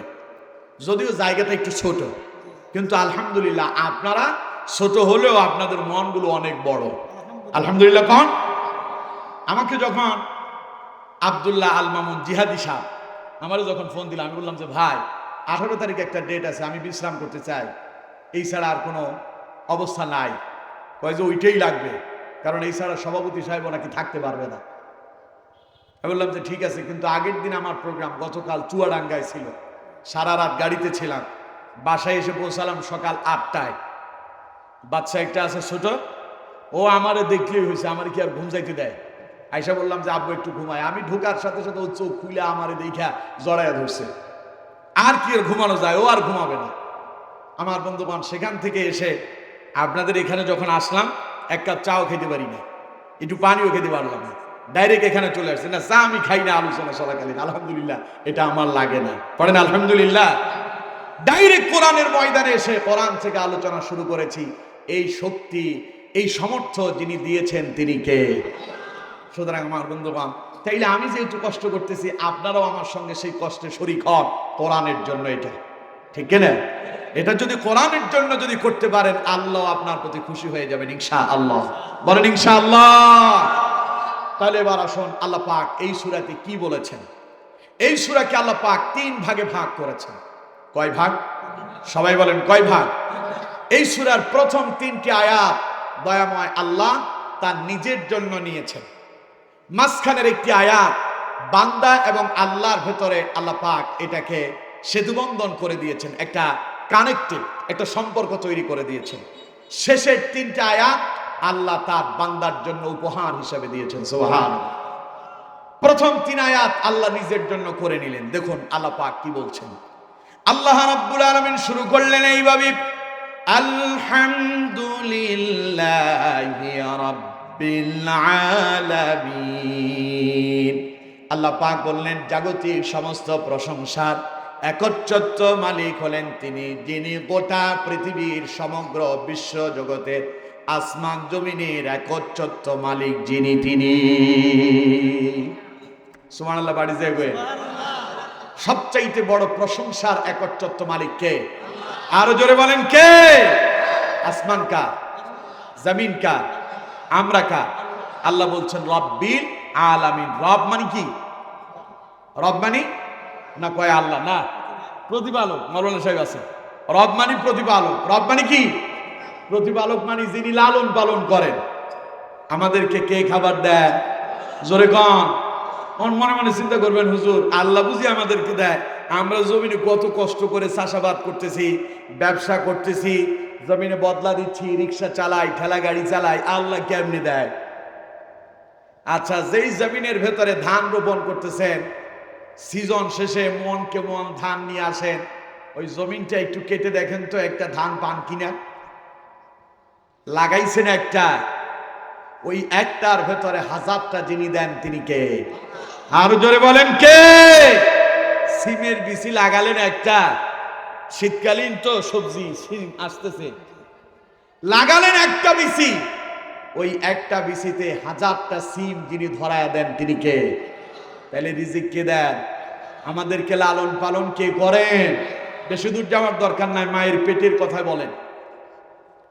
10টা মাস যখন মায়ের পেটের ভেতরে ছিলেন, দুনিয়ার কোনো আলো বাতাস নাই, দুনিয়ার কোনো শ্বাস নিঃশ্বাস নেওয়ার মতো কোনো জায়গা ছিল না। ছোট্ট একটা প্যাকেটের ভেতরে আল্লাহ পাক আপনারে সুরক্ষিত রাখলেন, তিলে তিলে তিনি আপনারে খাওয়ালেন। আপনি ছিলেন একটা আল্লাহ রাব্বুল আলামিন বলছেন আপনি ছিলেন একটা নুতফা। নুতফা অনেকে বলে একটা এক ফোঁটা পানি, না, এক ফোঁটা পানি নয়। এক ফোঁটা পানির ভেতরে লক্ষাধিক শুক্রাণু থাকে। আপনি ওই একটা শুক্রাণু ছিলেন, একটা কীট ছিলেন। ওই একটা কীটকে আল্লাহ পাক মায়ের পেটের ভেতরে ধরলেন। অনেক লম্বা আলোচনা, সংক্ষেপে বলছি আমার বন্ধুগণ। সেই ছোট্ট একটা কীট, যোগ ছিলেন তো আপনারা? কথা বল না, চেনেন? যোগ যখন মানুষের ধরে তখন এটা খুব ছোট থাকে। যোগ যখন শরীরে এসে বসে মানুষ টেরই পায় না। এই ছোট্ট যোগটাই সে চামড়ার সাথে বেঁধে যায়, একটু একটু করে ভেতর থেকে রক্ত চুষে নেয়। রক্ত চুষতে চুষতে একটা সময় যোগটা অনেক বড় হয়ে যায়, ফুলে যায়। ঠিক তেমনি ভাবে আপনি প্রথমে ছিলেন একটা নুতফা, ছোট্ট একটা শুক্রাণু ছিলেন, জোকের মতো। মায়ের ডিম্বাণুতে গিয়া আপনি সেখানে ধাক্কা লাগলেন, আল্লাহ পাক ওটাকে ধরলেন, জোকের মতো এখানে সেট করে দিলেন। প্রথমে ছিল এটা পানি। প্রথমে কি ছিল? আরো জোরে বলেন কি? প্রথমে ছিল এটা পানি। পানিটা যখন মায়ের রক্তপিণ্ড আকার, সুবহানাল্লাহ, পানিটা হয়ে গেল রক্ত। কোরআনুল কারীমে আল্লাহ পাক বলছেন ওয়ালাকাদ খালাকানাল ইনসানা মিন নুতফাতিন সুম্মা জাআলনাহু সুম্মা মিন আলাকাতিন সুম্মা মিন মুদগাতিন সুম্মা মিন আলাকাতিন সুম্মা মিন মুদগা সুম্মা মিন মুদগাতিন ولقد خلقنا الإنسان من صلصال من حمأ مسنون ثم جعلناه نطفة في قرار مكين ثم خلقنا النطفة علقة فخلقنا العلقة مضغة فخلقنا المضغة عظاما فكسونا العظام لحما ثم أنشأناه خلقا آخر ফাতাবারাকাল্লাহু আহসানুল খালিকিন। পড়েন আল্লাহু আকবার। সামনের কয়েকজন বলে আল্লাহু আকবার, পেছনের লোকজন বলে না। আপনাদের কি অসুবিধা হয়? ভয় লাগে নাকি? আরে মিয়া 16 বছর তো ভয়ে স্লোগানই দিতে পারেন নাই। খালি একখান শোনা যেত, তার নাম জয় বাংলা। ছেলেরাও দেখিছে খালি জয় বাংলা এই স্লোগান চলছে। এখন ওই স্লোগান ডিলেট, এখন স্লোগান নারে তাকবীর। আরো জোরে বলেন নারে তাকবীর। আল্লাহু আকবার আসতে হবে না জোরে হবে? দেখি তো আপনাদের জোর কত আছে, চিল্লায় কন্ত দেখি আল্লাহু আকবার। না না, জোর আপনাদের আরো আছে, আমি জানি। নোয়াখালী তো কোরআনের ঘাঁটি, আলেমের কারখানা এটা, ঠিক কিনা? কথা বললেন কেন, ঠিক কিনা? সারা বাংলাদেশে যখন 5 আগস্টের পূর্ব মুহূর্তে চতুর্দিকে পুলিশ বাহিনী পর্যন্ত মানুষের বিরুদ্ধে লাগছে, এই আলেমদের ভয়ে মাইজ দিতে কিন্তু গুলি করে নাই, ঠিক কিনা? পুলিশরা বলছে আপনারা আপনাদের আন্দোলন চালান, আমরা আমাদের জায়গা মতো আছি। তার মানে এটা আলেমের ঘাঁটি, ভয়ে তারা কথাও বলতে পারে নাই, ঠিক কিনা? সুতরাং আপনারা তো সেই জাতি, স্লোগান দিতে ভয় লাগে। চিল্লায় পড়েন আল্লাহু আকবার। খুশি হয়েছেন কে? এই তাকবীরকে মুছে দিতে চেয়েছিল যারা, তাদেরকে মুছে দিলেন যিনি, তিনি কে? এই জন্য আমি মাঝে মধ্যে বলি, এই তাকবীর মুছে দেওয়ার ক্ষমতা কারো? আরো জোরে বলেন। এদেশে আল্লাহু আকবারের সুরে সূর্য ওঠে, এদেশে আল্লাহু আকবারের সুরে সূর্য ডুবে, এদেশে আল্লাহু আকবারের সুরে সূর্য ওঠে, এদেশে আল্লাহু আকবারের সুরে সূর্য ডুবে, এদেশের মাল্লামাদি কিষান মজুর সবার ঠোঁটে শুনো রে লা ইলাহা ইল্লাল্লাহর জিকির ওঠে, ঠিক না? এদেশের মাল্লামাদি কিষান মজুর সবার ঠোঁটে শুনো রে লা ইলাহা ইল্লাল্লাহর জিকির ওঠে, ইমানের দপ্ত আগুন জ্বলছে সবার বুকে বুকে, সে আগুন দেশ হতে দেশ দেশান্তরেও জ্বালতে হবে। এত আস্তে কইলেন, আরো জোরে কোন? এদেশে আল্লাহু আকবারের সুরে সূর্য ওঠে, এদেশে আল্লাহু আকবারের সুরে সূর্য ডুবে, এদেশে আল্লাহু আকবারের সুরে সূর্য ওঠে, এদেশে আল্লাহু আকবারের সুরে সূর্য ডুবে, এদেশের পথে ঘাটে, এদেশের বাজার হাটে, এদেশের এদেশের এদেশের এদেশের গঞ্জে গ্রামে খোদার নামের তাসবিহাতে কত ফির আউলিয়াদের অশ্রু ঝরে গভীর রাতে, যে দেশের সন্তানেরা মুক্ত হয়ে যায় কোরআন বুকে, সে দেশে আল কোরআনের শাসন কায়েম করতে হবে। এদেশে আল্লাহু আকবারের সুরে সূর্য ওঠে, এদেশে আল্লাহু আকবারের সুরে সূর্য ডুবে, এদেশে আল্লাহু আকবারের সুরে সূর্য ওঠে, এদেশে আল্লাহু আকবারের সুরে সূর্য ডুবে। পড়েন আল্লাহু আকবার। আর জোরে কোন আল্লাহু আকবার। এই তাকবীরের বিরোধিতা করবে যারা, বিপদগ্রস্ত, লাঞ্ছিত, অপমানিত হবে তারা। এই তাকবীরের পক্ষ নেবে যারা, বিজয়ের ভেসে আগামীতে রাষ্ট্র পরিচালনা করবে তারা। বলেন ইনশাআল্লাহ। আরো জোরে বলেন ইনশাআল্লাহ। সেই পথ আর বেশি দূরে নয়। আগামীর বাংলাদেশ হবে কোরআনের বাংলাদেশ, আগামীর বাংলাদেশ হবে ইসলামের বাংলাদেশ, আগামীর বাংলাদেশ হবে 90% মুসলমানের বাংলাদেশ, আগামীর বাংলাদেশ হবে কল্যাণময় বাংলাদেশ, আগামীর বাংলাদেশ হবে আল্লামা সাঈদীর স্বপ্নের বাংলাদেশ। ওই দেশ গঠন করার জন্য কাঁধে কাঁধ মিলায় কাজ করতে হবে। পারবেন তো ইনশাআল্লাহ? এই তাকবীরের আওয়াজকে হুঙ্কার তুলতে হবে, ঝংকার দিতে হবে। বাতিলেরা এই তাকবীরের ভয় পালিয়ে যাবে। আল্লাহ এই জমিন আলেমদের হাতেই আসবে ইনশাআল্লাহ। আরো জোরে বলেন ইনশাআল্লাহ। তাহলে এই তাকবীরের পক্ষে থাকবেন না বিপক্ষে যাবেন? কারা কারা বিপক্ষে যাবেন হাত তোলেন।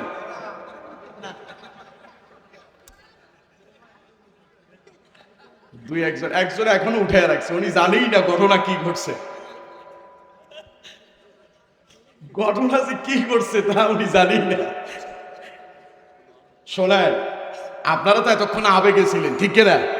এখন দেখলাম আর আসলে আপনাদের আবেগের ভেতরে বিবেকটা ঠিক আছে নাকি, পরীক্ষা করে একটু উল্টো করে দেখেছি।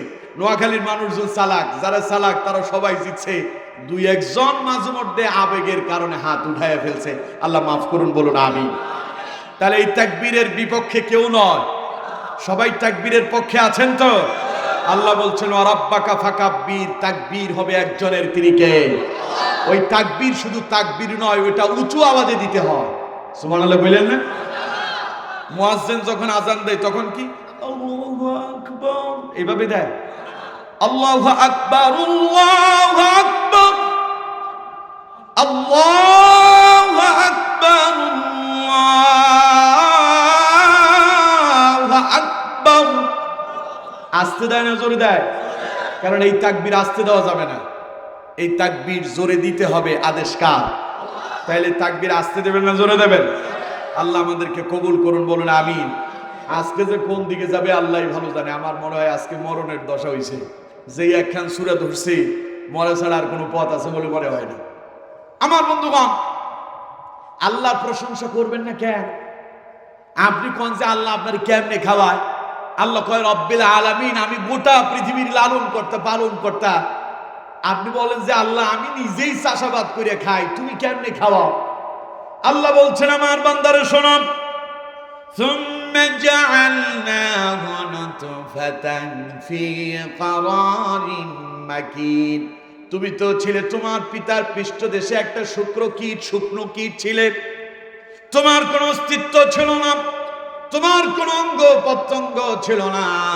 সেখান থেকে আমি তোমারে ধরলাম ফি ক্বারারিন মাকিন, মায়ের পেটের ভেতরে অত্যন্ত সুরক্ষিত একটি জায়গার ভেতরে আমি আল্লাহ তোমারে সেখানে সেট করে দিলাম। তার মানে মায়ের ডিম্বাণুর সাথে তোমারে আমি আল্লাহ অ্যাটাচ করলাম, ধাক্কা দিলাম। সেখানে গিয়া তুমি যখন এক ফোঁটা, ওই যে ছেলেপেলেরা কলম দিয়া যখন র লেখে, রয়ের নিচে কি দেয়? হ্যাঁ, বুন্দা। হ্যাঁ, বুন্দা, বিন্দু। এটা মূল কি? ফেনীর নোয়াখালীর ভাষা বুন্দা। এই যে বুন্দাটা লাগাই দিছে, এটা অনেক বড় হয় নাকি? কথা কয় না, অনেক বড় হয়, লিখতেছে বড়, কিন্তু মাঝখানে ওই বুন্দা হইছে খুব ছোট, খালি কলমটারে এমনি করে লাগাই দিছে। ওইটা লাগাই দিছে, র হয়ে গেছে। লাগাই দেয় নাই, ওইটা হইল ভ। সুবহানাল্লাহ বললেন না?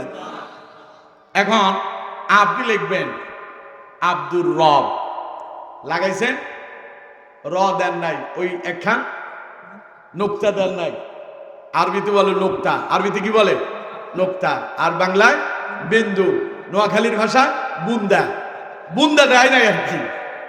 এখন আমার বন্ধুগণ, বুন্দা যখন দিল না, তখন আব্দুর রব সাহেবের যখন রয়ের বুন্দা হয় নাই, নামটাও পরিবর্তন হয়ে গেল, ঠিক কিনা? খালি একখান বুন্দার কারণে।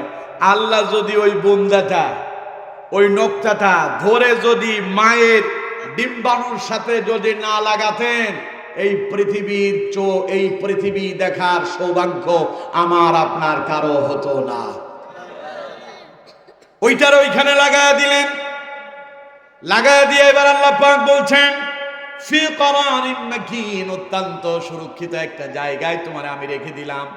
এরপর আল্লাহ পাক বলছেন সুম্মা খালাকানান নুতফা, তখন তুমি ছিলে একটা নুতফা, একটা শুক্রাণু। ওইটারে আমি আল্লাহ পাক মায়ের পেটের ভিতরে রেখে দিলাম, 40 দিন পর্যন্ত এইভাবে থাকলো। এবার আল্লাহ পাক বলছেন ফাখালাকানান নুতফাতা আলাকা, 40 দিন পর্যন্ত ওই বুন্দাটা, ওই নোক্তাটা, ওই বিন্দুটা মায়ের গর্ভের ভেতরে থেকে, সেখান থেকে রক্ত চুষেছিল। আস্তে আস্তে বড় হতে হতে ওটা একটা জোকের মতো রক্ত পিণ্ড আকার ধারণ করলো। কে খাওয়ালেন? জোরে বলেন কে? তখন তোমার কোনো অস্তিত্ব ছিল না। এখন জমিনে চাষাবাদ করো আর বাহাদুরি করো। তুমি বলো সময় মতো যদি আগাছা পরিষ্কার না করতাম, সময় মতো যদি সার প্রয়োগ না করতাম, তাহলে জমিনে এত ভালো ফসল হতো না। আল্লাহ কল নালায়েক, অবদর্থ, আমি আল্লাহ যদি রিজিক না দিতাম, তোর বাপের ক্ষমতা নাই তোরে রিজিক দিতে পারে।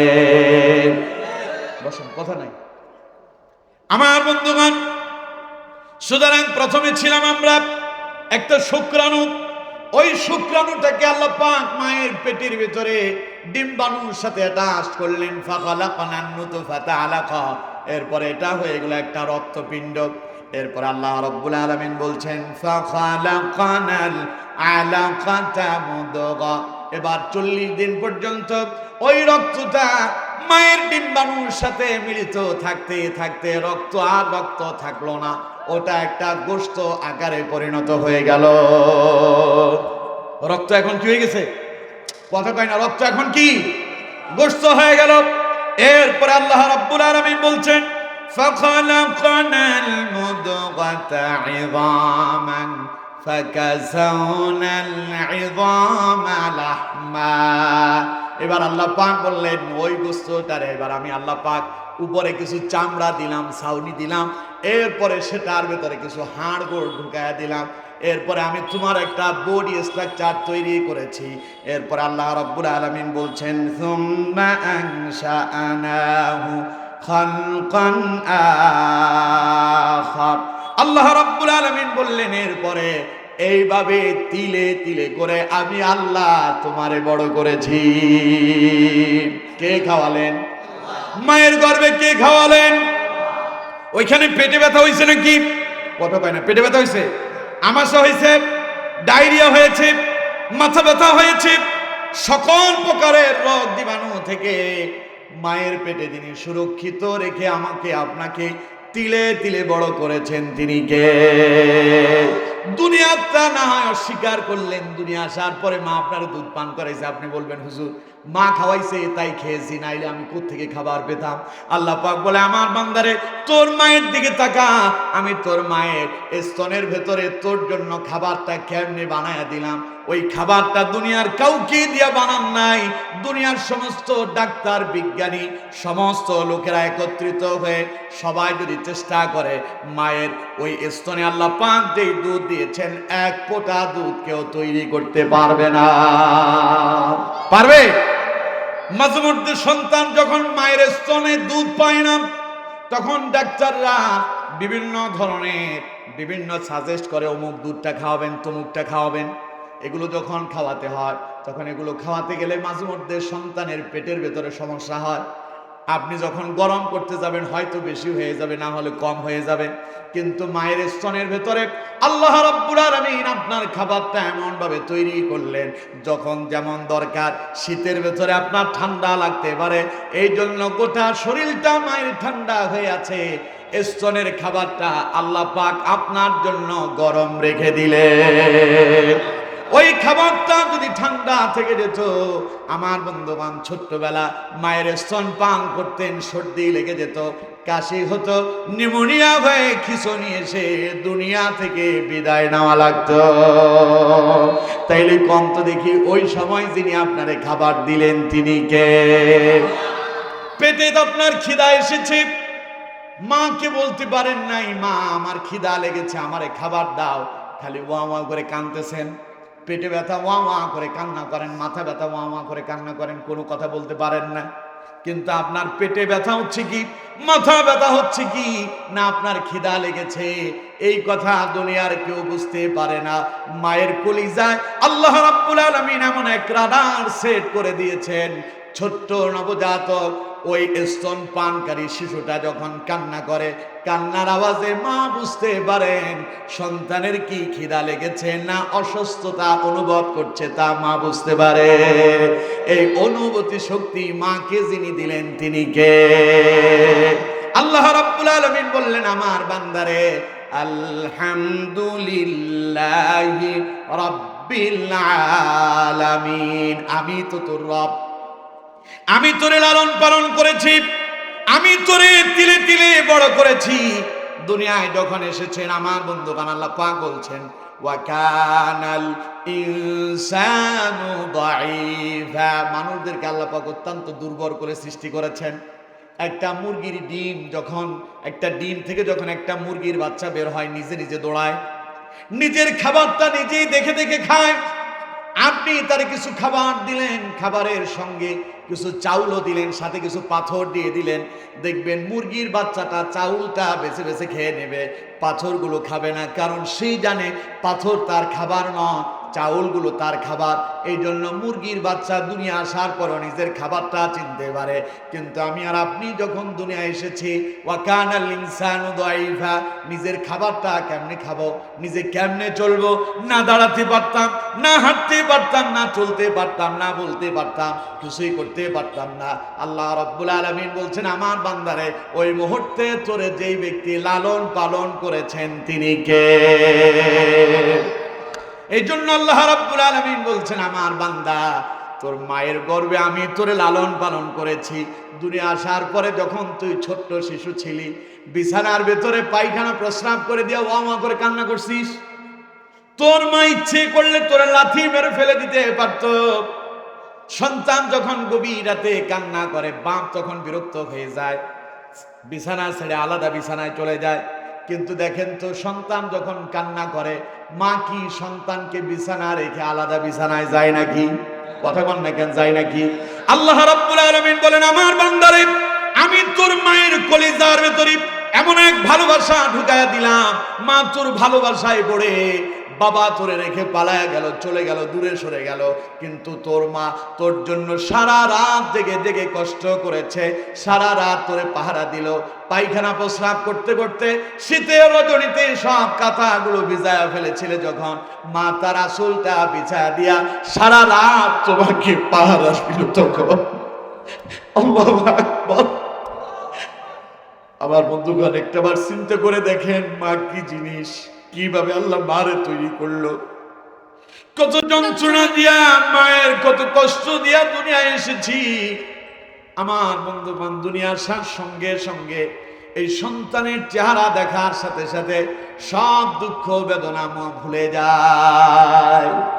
দুঃখ বেদনার যন্ত্রণার কথা যদি মায়ের মনের ভেতরে যদি থেকে যেত, দ্বিতীয়বার আরেকটা সন্তান কোনো মা জন্ম দিত না। আমার বন্ধুগণ, আপনি বাবার বড় ছেলে, আপনি বলবেন আমি তো প্রথম এসেছি, কিন্তু আপনি যদি মেজো হন কিংবা আপনি যদি সেজো হন, ছোট হন, তাহলে চিন্তা করে দেখেন তো, আপনার মা যদি আপনাকে অবহেলা করে যদি গর্ভে ধারণ না করতেন, দুনিয়ার মুখ আপনি দেখতে পেতেন নাকি? এত মায়া দিয়া মা কি যিনি বানালেন তিনি কে?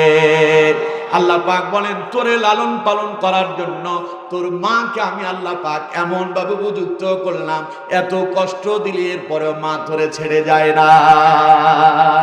সুতরাং আমার বান্দারে, মায়ের পেটে আমি তোরে লালন পালন করেছি, দুনিয়া আসার পরে আমি আল্লাহই তোরে লালন পালন করলাম।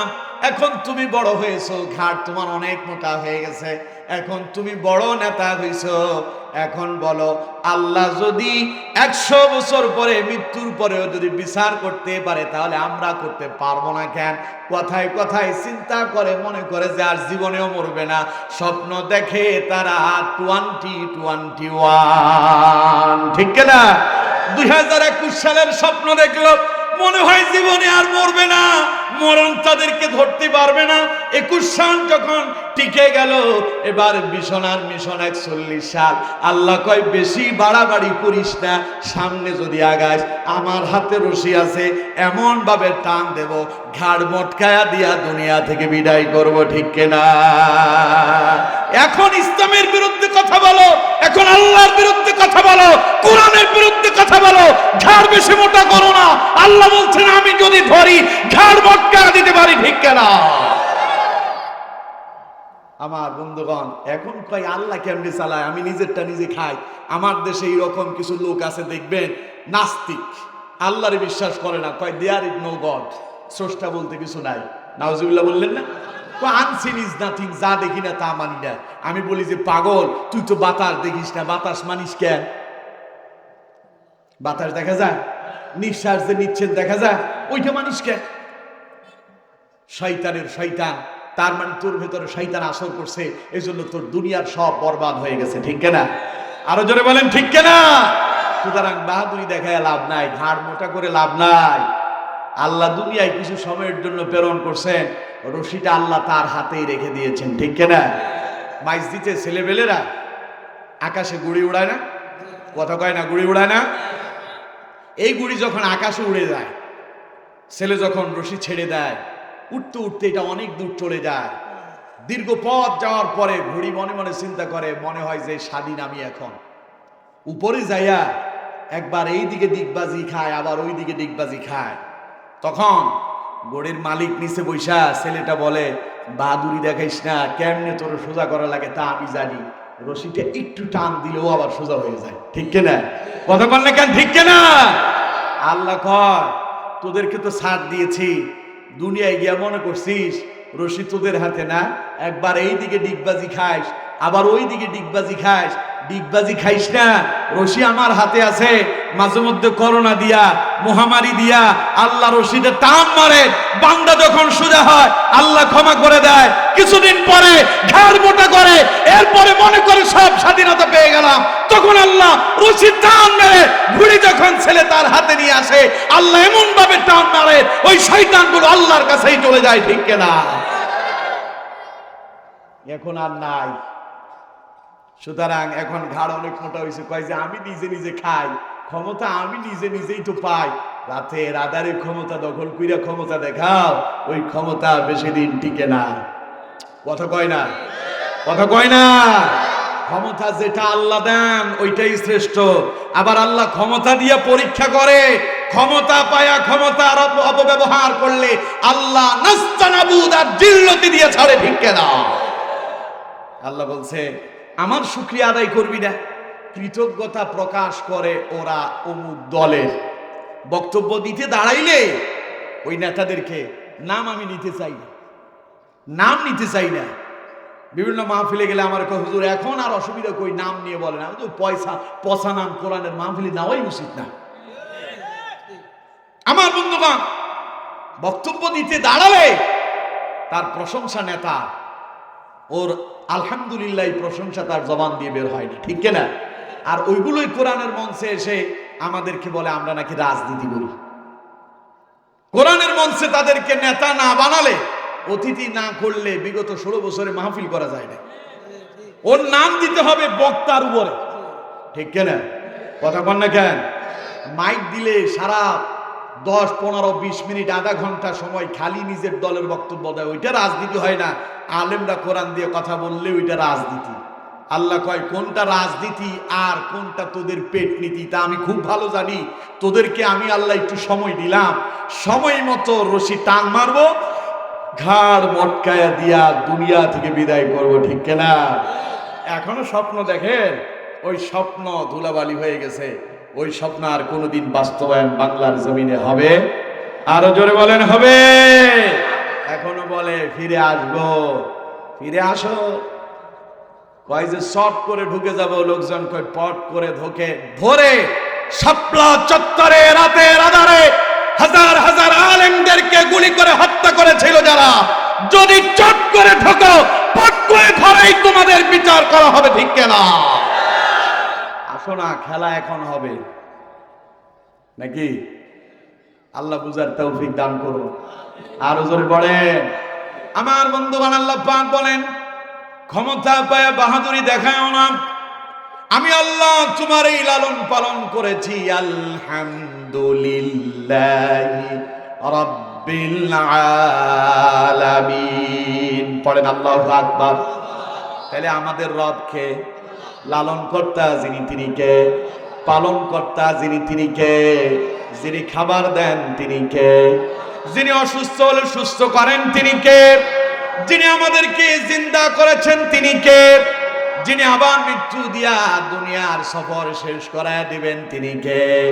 মরার পরে আবার পুনরায় যিনি জিন্দা করবেন তিনি কে? সুতরাং আল্লাহ পাক বলছেন, আলহামদুলিল্লাহি রাব্বিল আলামিন। প্রশংসা যদি করতেই হয়, আল্লাহ পাক বলছেন, আমার বান্দারে সকল প্রশংসার একচ্ছত্র মালিক হলাম আমি আল্লাহ। প্রশংসা করলেই প্রথমে কার প্রশংসা? এজন্য নামাজে ঢুকলেই আল্লাহর প্রশংসা করতে হবে। নামাজে ঢুকে যদি আপনি আলহামদুলিল্লাহ রাব্বিল আলামিন না বলে কোরআনের সবচাইতে বড় সূরা সূরা বাকারা দিয়া যদি শুরু করেন, আলিফ লাম মিম যালিকাল কিতাবু লা রাইবা ফীহি হুদাল লিল মুত্তাকিন। যদি আপনি এই সূরা দিয়া নামাজ শুরু করেন, পেছনের মুসল্লিরা আপনার পেছনে ইক্তেদা করবে নাকি? কারণ আপনি আল্লাহর প্রশংসা দিয়া নামাজ শুরু করেন। আরো জোরে বলেন। এই জন্য নবীজি বলছেন লা সালাতা ইল্লা বিফাতিহাতিল কিতাব, সূরা ফাতিহা ছাড়া কোন নামাজই আল্লাহর দরবারে মঞ্জুর হয় না। একটা মানুষ কোন সূরাই পারে না, খালি সূরা ফাতিহা পড়ে। ইমাম আবু হানিফা রাহিমাহুল্লাহ বলছেন, সে যদি কোন সূরা না পারে, যতক্ষণ পর্যন্ত অন্য সূরা সে আয়ত্ত করতে না পারলো, ততক্ষণ পর্যন্ত সে যদি খালি সূরা ফাতিহা দিয়ে নামাজ পড়ে, তার নামাজ আল্লাহর দরবারে মঞ্জুর। কিন্তু পারলে খালি সূরা ফাতিহা দিয়ে পড়লে হবে না, ওটার সাথে আরেকটা কেরাত মিলানো ফরজ। কথা কি বুঝতে পারছেন আমার বন্ধুগণ? সুতরাং জীবনে সব সময় প্রশংসা করব কার? আরো জোরে বলেন কার? আপনি যে আল্লাহর প্রশংসা করবেন, কেন করবেন? আল্লাহ বলছেন লিল্লাহি রাব্বিল আলামিন, গোটা জগৎ সময়ের আমি মালিক, আমি লালন কর্তা, আমি পালন কর্তা। এই কথা শুধু প্রশংসা করলেই হবে না, এই কথাটা মরার পরেও যখন দুনিয়ার সফর শেষ করে কবরে চলে যাবেন, প্রথম প্রশ্নটাই হবে মান রব্বুকা, বল তো দেখি তোর রবকে। প্রথম প্রশ্নই হলো মান রব্বুকা, তোর লালন কর্তা পালন কর্তা কে ছিল? তোর বাপ কি তোরে লালন পালন করছে নাকি?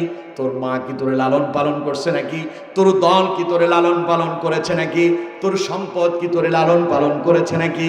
কবরে গেলেই প্রথম প্রশ্ন করা হবে মান রব্বুকা, তোর রবকে। যদি আল্লাহর প্রশংসা করতে পারেন, আল্লাহ এবং তার রাসূলের দেখানো পথ মত তরিকা মোতাবেক জীবনটা পরিচালনা করতে পারেন, আপনার জবান দিয়ে আল্লাহ পাক বের করে দিবেন, আপনি বলবেন রব্বি আল্লাহ। আরো আস্তে কোন আল্লাহু আকবার। ভুলে গেছেন তো, তাই এখন অলসতা আসছে। আল্লাহু আকবার আসতে না জোরে? তাহলে এবার বলে ফেলেন জোরে, আরো জোরে আল্লাহু আকবার। খালি যে আপনি খালি প্রশংসা করবে ছাড়বেন তা নয়। আল্লাহ কয় প্রশংসা যে এখানে করছিস, এর উপর ইস্তেকামত ছিলি কিনা মরার পরে আবার তোর জিজ্ঞাসাও করবে। সুবহানাল্লাহ বলেন না? এবার যদি আপনি আল্লাহর প্রশংসা যদি দুনিয়ায় করেন, কি লাভ হবে? অনেকগুলো লাভ আছে, তার ভেতরে একটা লাভ বলি, খেতে বসেছেন, আল্লাহর প্রশংসা করেন, যা পেয়েছেন তাতেই আলহামদুলিল্লাহ। আল্লাহ নবী বলছেন, মুসলিমের বর্ণনা, নবী করিম সাল্লাল্লাহু আলাইহি ওয়াসাল্লাম বলছেন, ইন্নাল্লাহা লা ইয়ারদা আনিল আবদি ইয়াকুলুল উকলাতা ফায়াহমাদুহু আলাইহা ওয়া ইয়াশরাবু শারবাতা ফায়াহমাদুহু আলাইহা।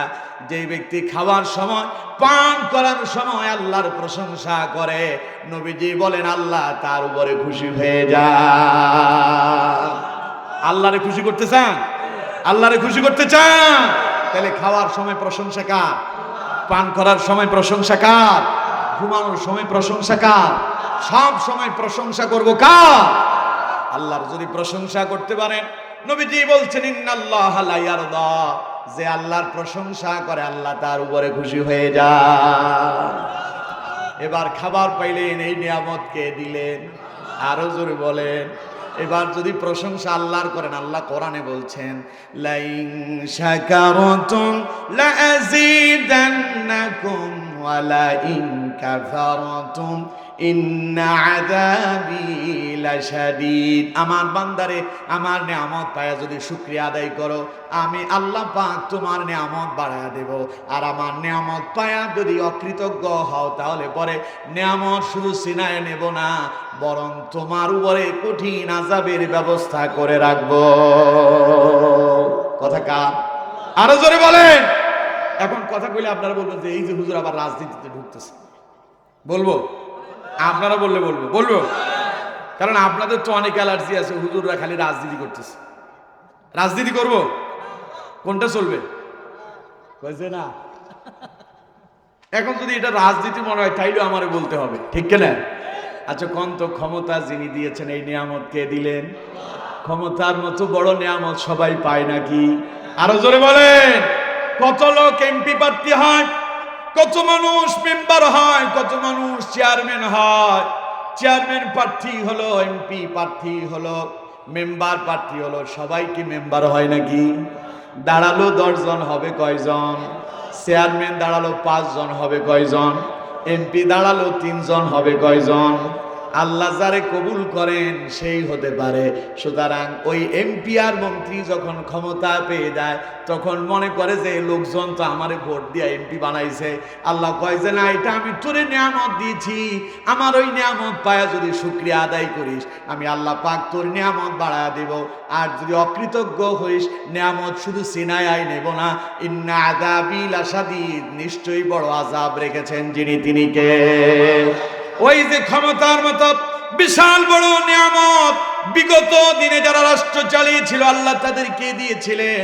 এই ক্ষমতা পায়া নিয়ামতের অকৃতজ্ঞ যখন হলো আল্লাহ নিয়ামত ছিনায় নিল। শুধু নিয়ামত ছিনায় নেয় নাই, ইন্না আযাবি লাশাদীদ, ওদেরকে ধরে ধরে এখন শাস্তি জেলখানায় যিনি ঢুকালেন তিনি কে? এখন ওদেরকে ডিম মারে, লোক দেখলে তারে গালি দেয়, জুতা মারে, লোকজন দেখলে তার বিরুদ্ধে এত নিকৃষ্ট ভাষায় কথা বলে, ওরে দেখলে মানুষজন থুতু মারে।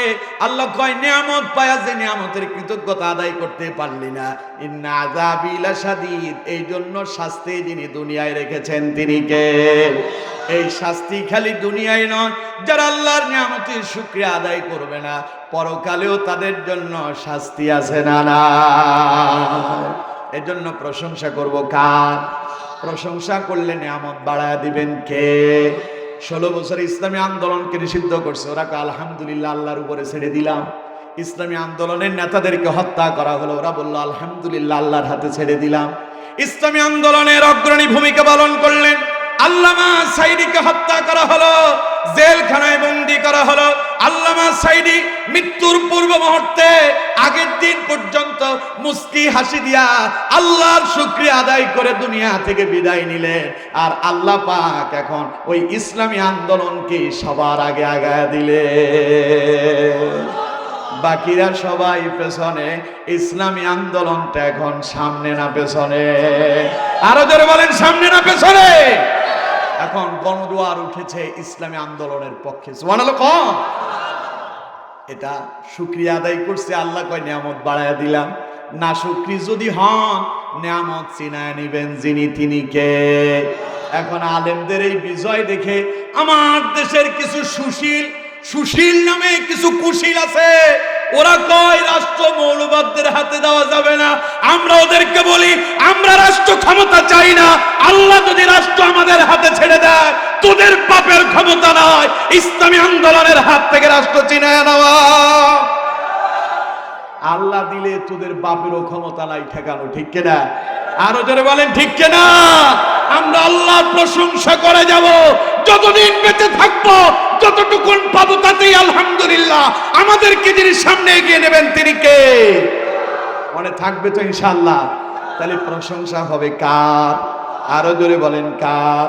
নিয়ামত বাড়ায় দিবেন যিনি তিনি কে? মনে থাকবে তো ইনশাআল্লাহ? আরো জোরে বলেন থাকবে তো ইনশাআল্লাহ? নামাজের ভেতরে আল্লাহর প্রশংসা করবেন। শুধু সূরা ফাতিহাতেই প্রশংসা করলেন তা নয়, আরো কিছু জায়গা আছে সেখানেও প্রশংসা করবেন। যদি প্রশংসা করতে পারেন, আল্লাহ নবী বলেছেন একদিকে আল্লাহ খুশি হন, অন্যদিকে নিয়ামত বাড়ায় দেন। আর অন্য হাদিসে নবীজি বলেছেন প্রশংসাকারীর আমলনামায় সওয়াব লিপিবদ্ধ করার জন্য ফেরেশতারা প্রতিযোগিতায় লেগে যায়। তাহলে এখন শেষ করে দিই, যা হয়েছে আলহামদুলিল্লাহ। আমরা যা পড়ছি, যা শুনছি, তার উপরে আল্লাহ পাক আমাদেরকে আমল করার তৌফিক দান করুন। আল্লাহ রাব্বুল আলামিন যদি কখনো আবার কোথাও দেখা করান, সেখানে হয়তো আবারও শুনবো ইনশাআল্লাহ। আজ আর বেশি দূর নয়, কমিটি আমার কাছে অনুরোধ করছেন, আমি তাদের অনুরোধ রক্ষা করলাম। যেহেতু আমি আগে এসে আমি আমার জায়গা দখল করছি, আপনারা যদি আরো আধা ঘন্টা আগে দিতেন, এখন আরো আধা ঘন্টা বেশি সময় শুনতে পারতেন। আপনারা মাইক দেন নাই, আমি বসেছিলাম, অসুবিধার কিছু নাই। এখন আপনারা বলছেন আমি ছেড়ে দিলাম, তাতে আমার কোনো দুঃখ নাই। যা বলেছি তাতেই আল্লাহ পাক আমাদেরকে কবুল করুন। আমরা পড়ি আমিন। আল্লাহ রাব্বুল আলামিন আমাকে এবং আপনাদের সকলকে প্রত্যেকটা কথার উপরে বাস্তব জীবনে আমল করার তৌফিক দান করুন। আমার কোনো কথায় যদি ভুল হয়ে যায় আল্লাহ পাক সকলের অন্তর থেকে সমস্ত ভুলগুলো মুছে দিন। ওমা তৌফিকি ইল্লা বিল্লাহ। আসসালামু আলাইকুম ওয়া রাহমাতুল্লাহি ওয়া বারাকাতুহু।